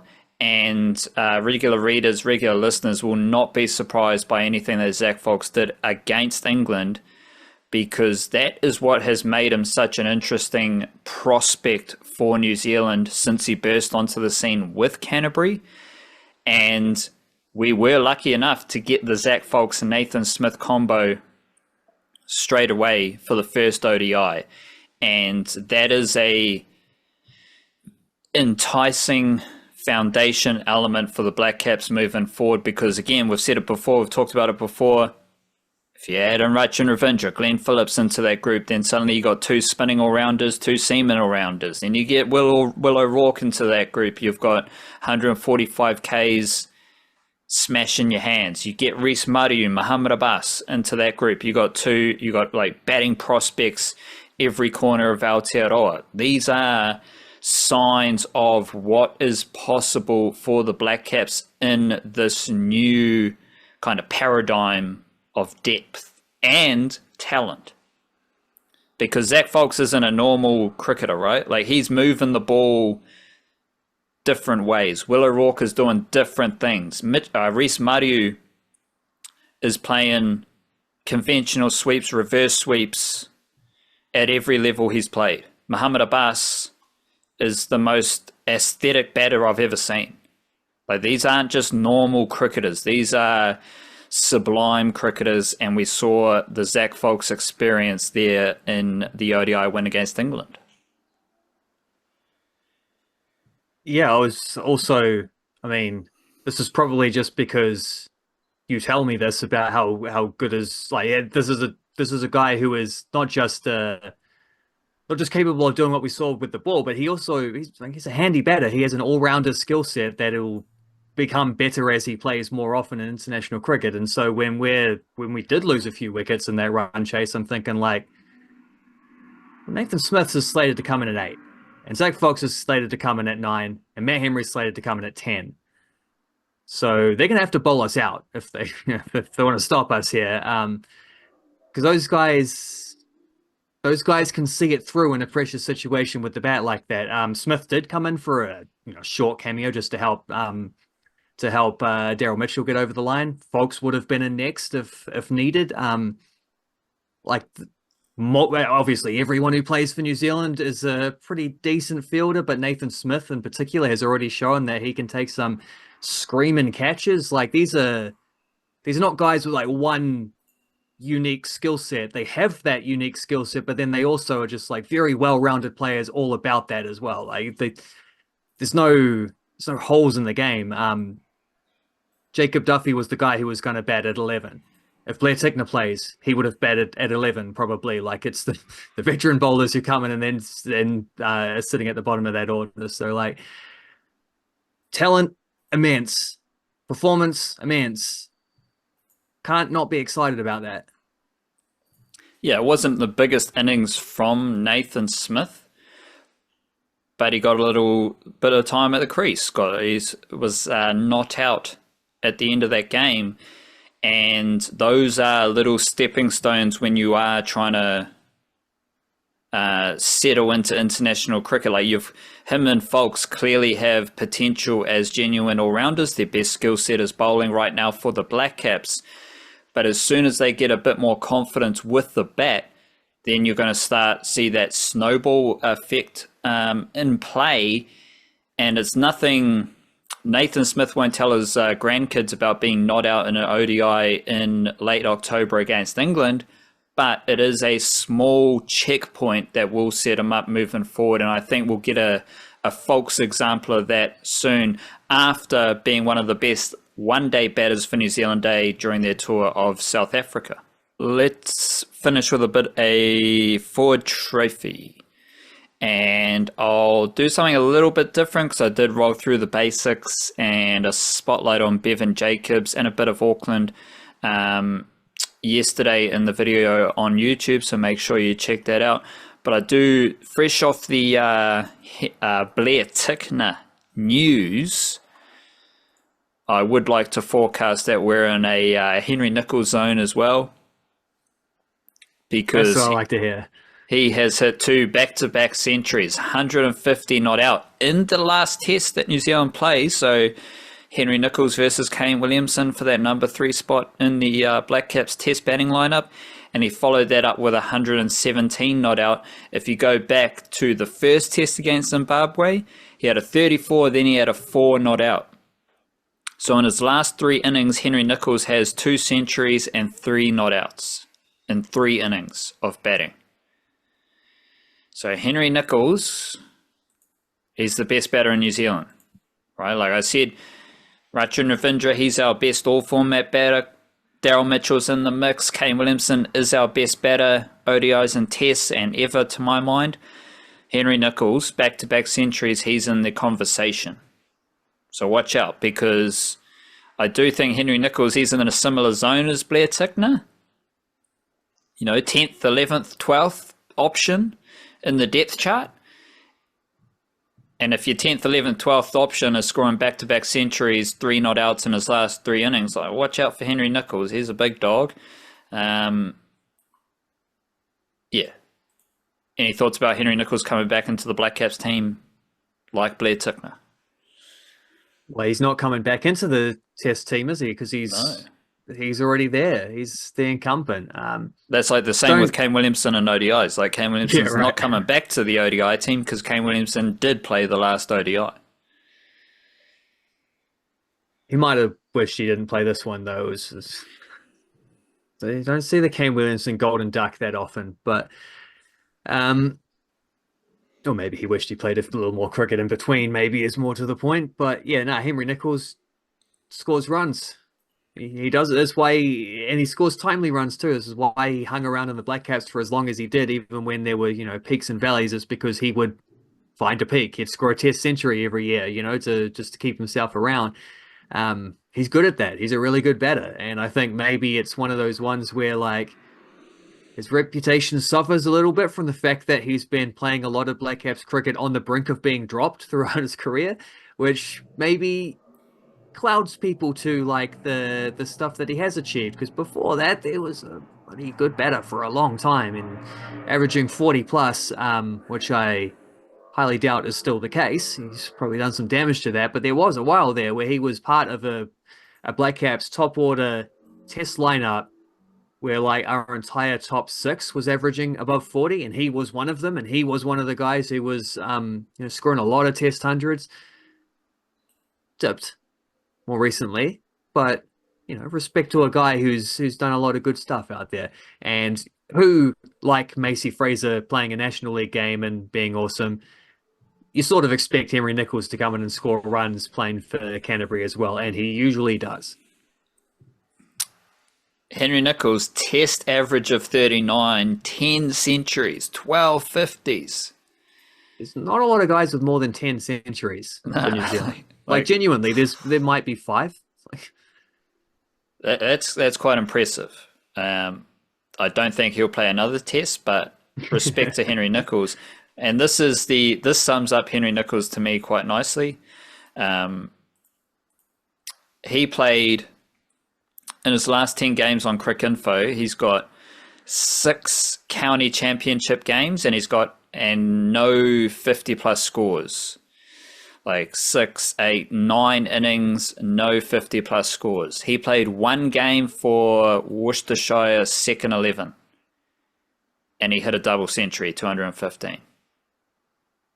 So even in his winter in county championship cricket, he gave the full Henry Nicholls experience, where couldn't score many runs in county championship, drops down to second 11, he bangs a double century. Then he hits so he does have a double century, 150 not out, 117 not out in his last 6 games of decent level cricket. So shout out Henry Nicholls. There's 9 New Zealand male cricketers, New Zealand cricketers, because women don't get to play test matches in this country apparently. 9 who have scored at least 10 test match centuries. Nicholls has the least of those, like he has 10 exactly, but he's also played the least games of anyone on that list. And the only ones with a higher average than him, Kane Williamson, Uteru Ross Taylor, and some guy called MD Crow as well, also had a pretty good average once upon a time. So, like, that's, respect to a bit of a legend of Blackcaps cricket, right? Yeah. Shout out Henry Nicholls. Keep scoring them runs. Right. What I want to do is just roll through each team and just give you a concentration of the emerging players selected. So Canterbury, Henry Nicholls and Chad Bowes opened the batting, but then we had Reece Mariu, Matt Boyle, Komakonchi, then Mitch Hay. So you've got a nice trio there. Reece Mariu, Matt Boyle, and Mitch Hay in the same Canterbury team. They were coming up against Otago, and it's like the whole team is emerging talent, but varying degrees. In the paid section of our newsletter yesterday, I narrowed it down to Max Chu, Lou Johnson, and Luke Georgeson as the best emerging players in that Otago team. But Jack Boyle scored runs in his first game, moving down from CD, opening the batting. And these are 2 interesting young batters, Jamal Todd, Thorne Parks.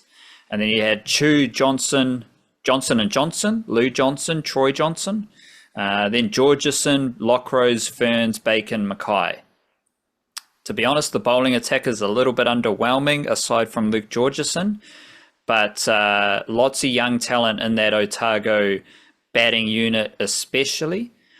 Wellington, I continue to throw up Jesse Tashkoff as an interesting emerging player as well. He took 1 wicket with his spinny stuff in 4 overs, but opening the batting, he hit 21 runs at a strike rate of 140. And that's the Jesse Tashkoff is someone to watch out for just because of the way he plays cricket, his skill set. He didn't do a whole lot in this game, but he smashes the ball, bowls tidy spin, something to watch out for. But this Wellington batting unit, the top 4, we got Tashkoff, Callum McLaughlin, Robinson, Severin. Severin and Robinson scored a few runs. Callum McLaughlin is a wicketkeeper, but he wasn't playing as a wicketkeeper because Tommy Blundell was the wicketkeeper. So McLaughlin, maybe because Muhammad Abbas didn't play, but he opened the batting, so that's kind of interesting. And even if you put Abbas in there, you're still going to have Tashkoff, Robinson, Severin, and Abbas. 4 very talented young cricketers, and McLaughlin does have good potential as well. Their bowling attack, pretty experienced, so nothing crazy there. I would like to shout out Liam Dudding, though, because he's an absolute legend. He's like the Matt Henry of domestic cricket, maybe. First class bowling average of 24, so watch out for Liam Dudding. But this isn't first class cricket, so don't worry. But he is playing for a trophy, so he might take a few wickets. He took 1 wicket at 3.2 RPO for Wellington, their most economical bowler. CD, very experienced CD team, but we did have runs from Dean Foxcroft, Curtis Heafy in the middle order, and then Clarkson, who's a very experienced cricketer at this stage. He took 5 wickets as well, but he was batting in the middle order. Then we go Will Clark, Toby Finlay, before getting back to some experienced bowlers. For anyone keeping track, Blair Tickner did bowl 7 overs, 1 wicket, 7.8 RPO to earn his way back into the Blackcaps. The CD dudes, though, aside from Clarkson, we got Heafy, Will Clark, and Toby Finlay. Heafy batting in the middle order, wasn't the wicketkeeper to your questions last week. Dane Cleaver was the wicketkeeper opening the batting. And then Will Clark batting down the order and Toby Finlay.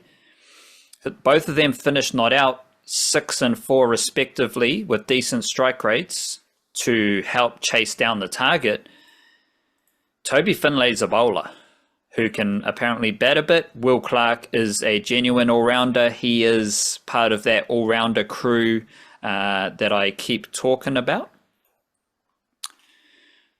Northern Districts. My main question was, will Xavier Bell play? And he played. And he opened the batting round 1 of 4 trophies. So we need to watch out for Xavier Bell. Northern Districts also had Ben Pomare and Christian Clark with Tim Pringle in their team as well. And Auckland, a lot of young talent in Auckland. I actually think they had the highest concentration of top-notch emerging talent as I described it in the newsletter yesterday. Because what do we got? So Otago, we got 3, Chu, Johnson, Georgeson. Canterbury 3, Mariu, Boyle, Hay. Wellington, Tashkoff, Robinson, Severin 3. CD, I included Clarkson and Foxcroft. They're not quite younger, but they're emergers, so you got 4. ND, Bell, Pomare, Clark, Pringle, 4. Auckland, I think we got 5 here. Phillips, Jacobs, Keane, Mackenzie, Ashok. So I think Auckland has the most, or had the most, top-notch emerging players in the round 1 4 trophy teams. Phillips opened the batting, didn't do a whole lot there. Jacobs smashed it to all corners, 67 not out, strike rate of 149. And you also had Simon Keane and Jock McKenzie with Addy Ashok as the captain. That all-rounder stuff is very interesting because we're talking about Foulkes and Smith in the Blackcaps team. Well, CD had Clarkson and Clark. Funky little duo there, Clarkson and Clark, Johnson and Johnson. What else? And Auckland had Keane and McKenzie in the same team. And there is I don't try not to react to things, but there is a Ford Trophy preview on Cricinfo that just highlights some young players to watch out for. Simon Keane, this is how they described him. After Zak Foulkes and Nathan Smith, Auckland's Simon Keane, who turned 24 earlier this week, promises to be the next seam bowling all-rounder from New Zealand's pathway system. I don't know if he's the next one if we literally have theme of the day, like 10. You know, like I don't even think he's the best seaming all-rounder for Auckland. Because I think Jock McKenzie is better than Simon Keane. But you can't say someone is the next seaming all-rounder if we've got a seaming all-rounder for literally every team doing similar stuff, and some of these teams have 2. And we didn't have Cameron Paul or Muhammad Abbas in this round of Ford Trophy. For those who don't know, we've talked about Cameron Paul before. He's another seaming all-rounder who I love the skill set of as well. McKenzie and Keane. McKenzie took 3 wickets at 4.5 RPO. Keane took 2 wickets at 3.6. Neither of them had to bat. And of course, Jimmy Neesham's in that team as well. So he bowled a few overs, didn't take a wicket. As I'm talking through this, and as I talked through the video yesterday, I like Christian Clark, 37 not out. Nice little knock from him. So it's a lot of really good seaming all-rounders around Aotearoa. I think of all of them, Jock McKenzie is the most underrated. He's the most overlooked. He's the most unknown of those seaming all-rounders. And I I think he's the best, like just the most talented of them, and I'd watch out for him moving forward. Right on. I mean, Muhammad Abbas is the next up all-rounder, though, surely. Unless they're just saying that, I mean, objectively speaking, he should be that guy, unless they're saying that he's already played for the Blackcaps, so he doesn't count. But I think mostly it's just that Cricinfo don't think deeply about those kind of things is really what the answer to that is. Yeah, let's not react anymore. You got any other ideas? Um, Tell me a bit about Xavier Bell, because we have mentioned him before, and I did notice the name in the score sheet when I was looking at them before. What's the story here? Was it him who was like scoring Kane Williamson level numbers of centuries at like levels below? Is that the same bloke? Yes, and that's literally the headline that you'll find when you do some Googles. If you Google Xavier Bell, you just see centuries. Centuries, triple centuries, tour centuries for like his school. And I think he's 19 years old.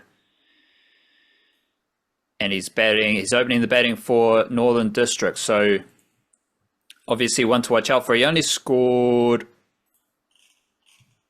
7 runs, hit 1 boundary, 1 4, bowled by Mackenzie. Mackenzie dismissed both openers, but he smashed his 4. It was like a cut shot, kind of back foot drive. And let me see.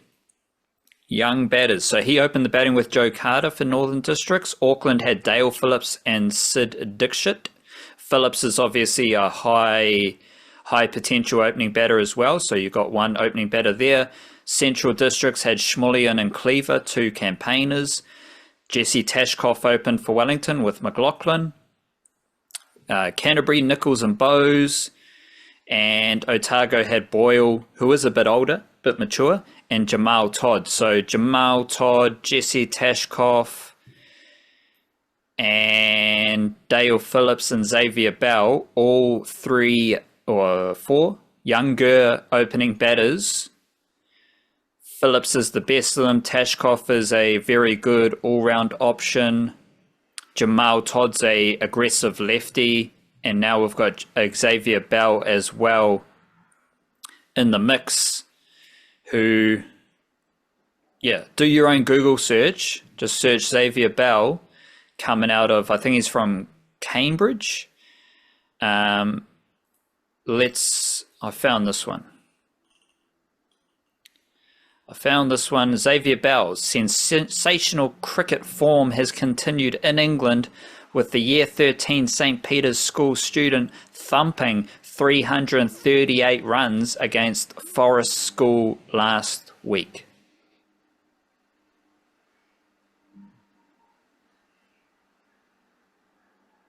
Decent. So that's a triple century. So you might find a couple doubles, a single century, quadruple century. But yes, Xavier Bell is someone to watch out for on the rise with Northern Districts.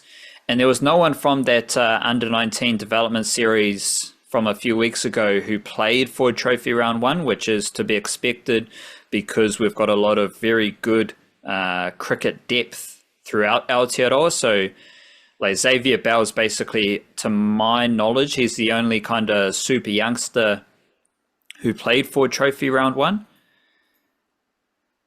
But that development series was just dudes smashing it as well, like Marco Alpe, Hugo Bogue, Ariane Mann. Like those dudes might start to enter into the domestic equation as well, and they score runs. They have the same kind of search history as Xavier Bell.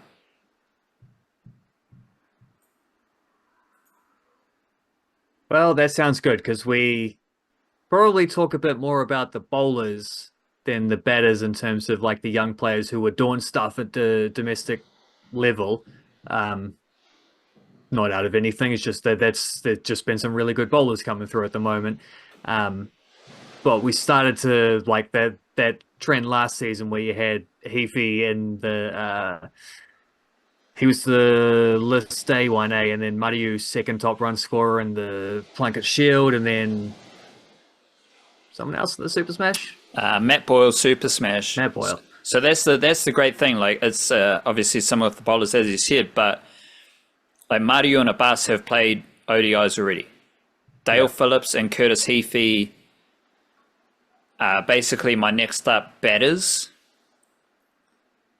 But there's other older dudes, someone like a Matt Boyle, who are just below that Phillips Heafy tier.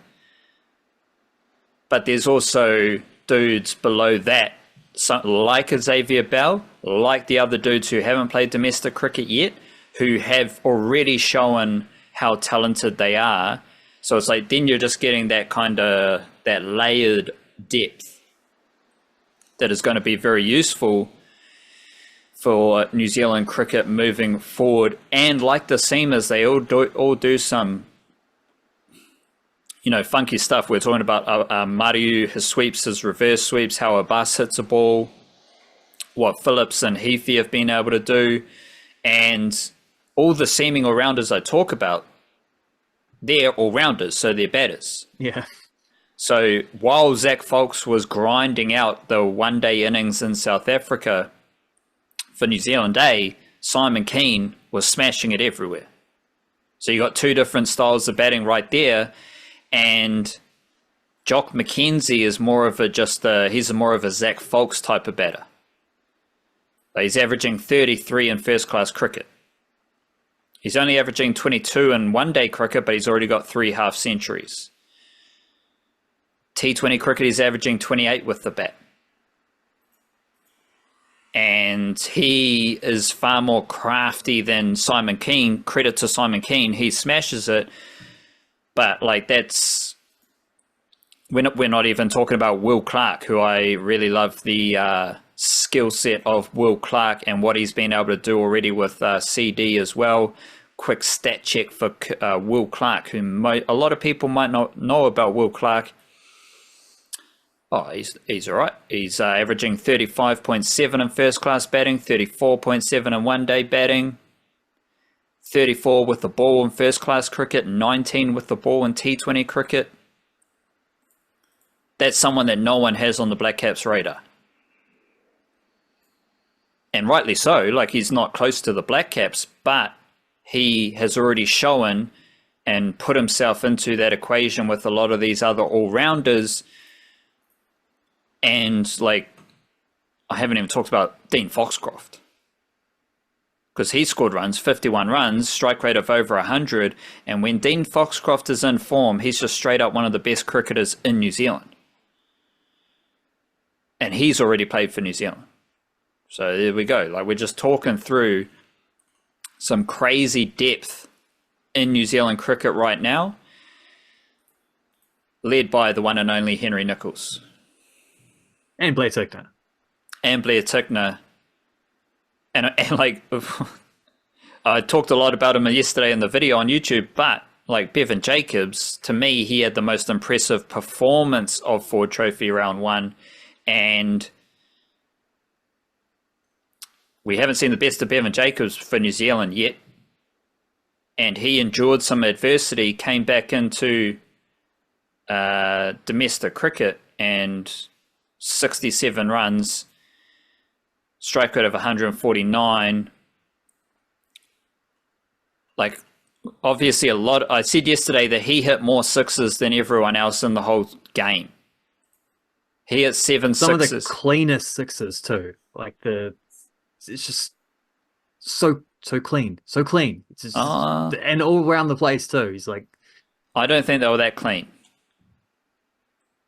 But that's the point. Okay, well, you had a closer look than I did. I'm going by the videos, but he's like, some of them lifting them down the ground. Yeah, with some of those, you can sense that he's not quite like middling it perfectly, and the ball has gone miles.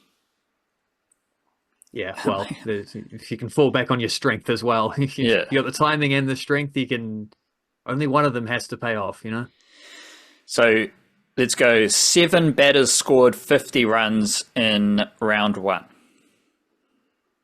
Of those 7 batters, Bevan Jacobs hit 7 sixes. The other 6 batters combined for 3 sixes.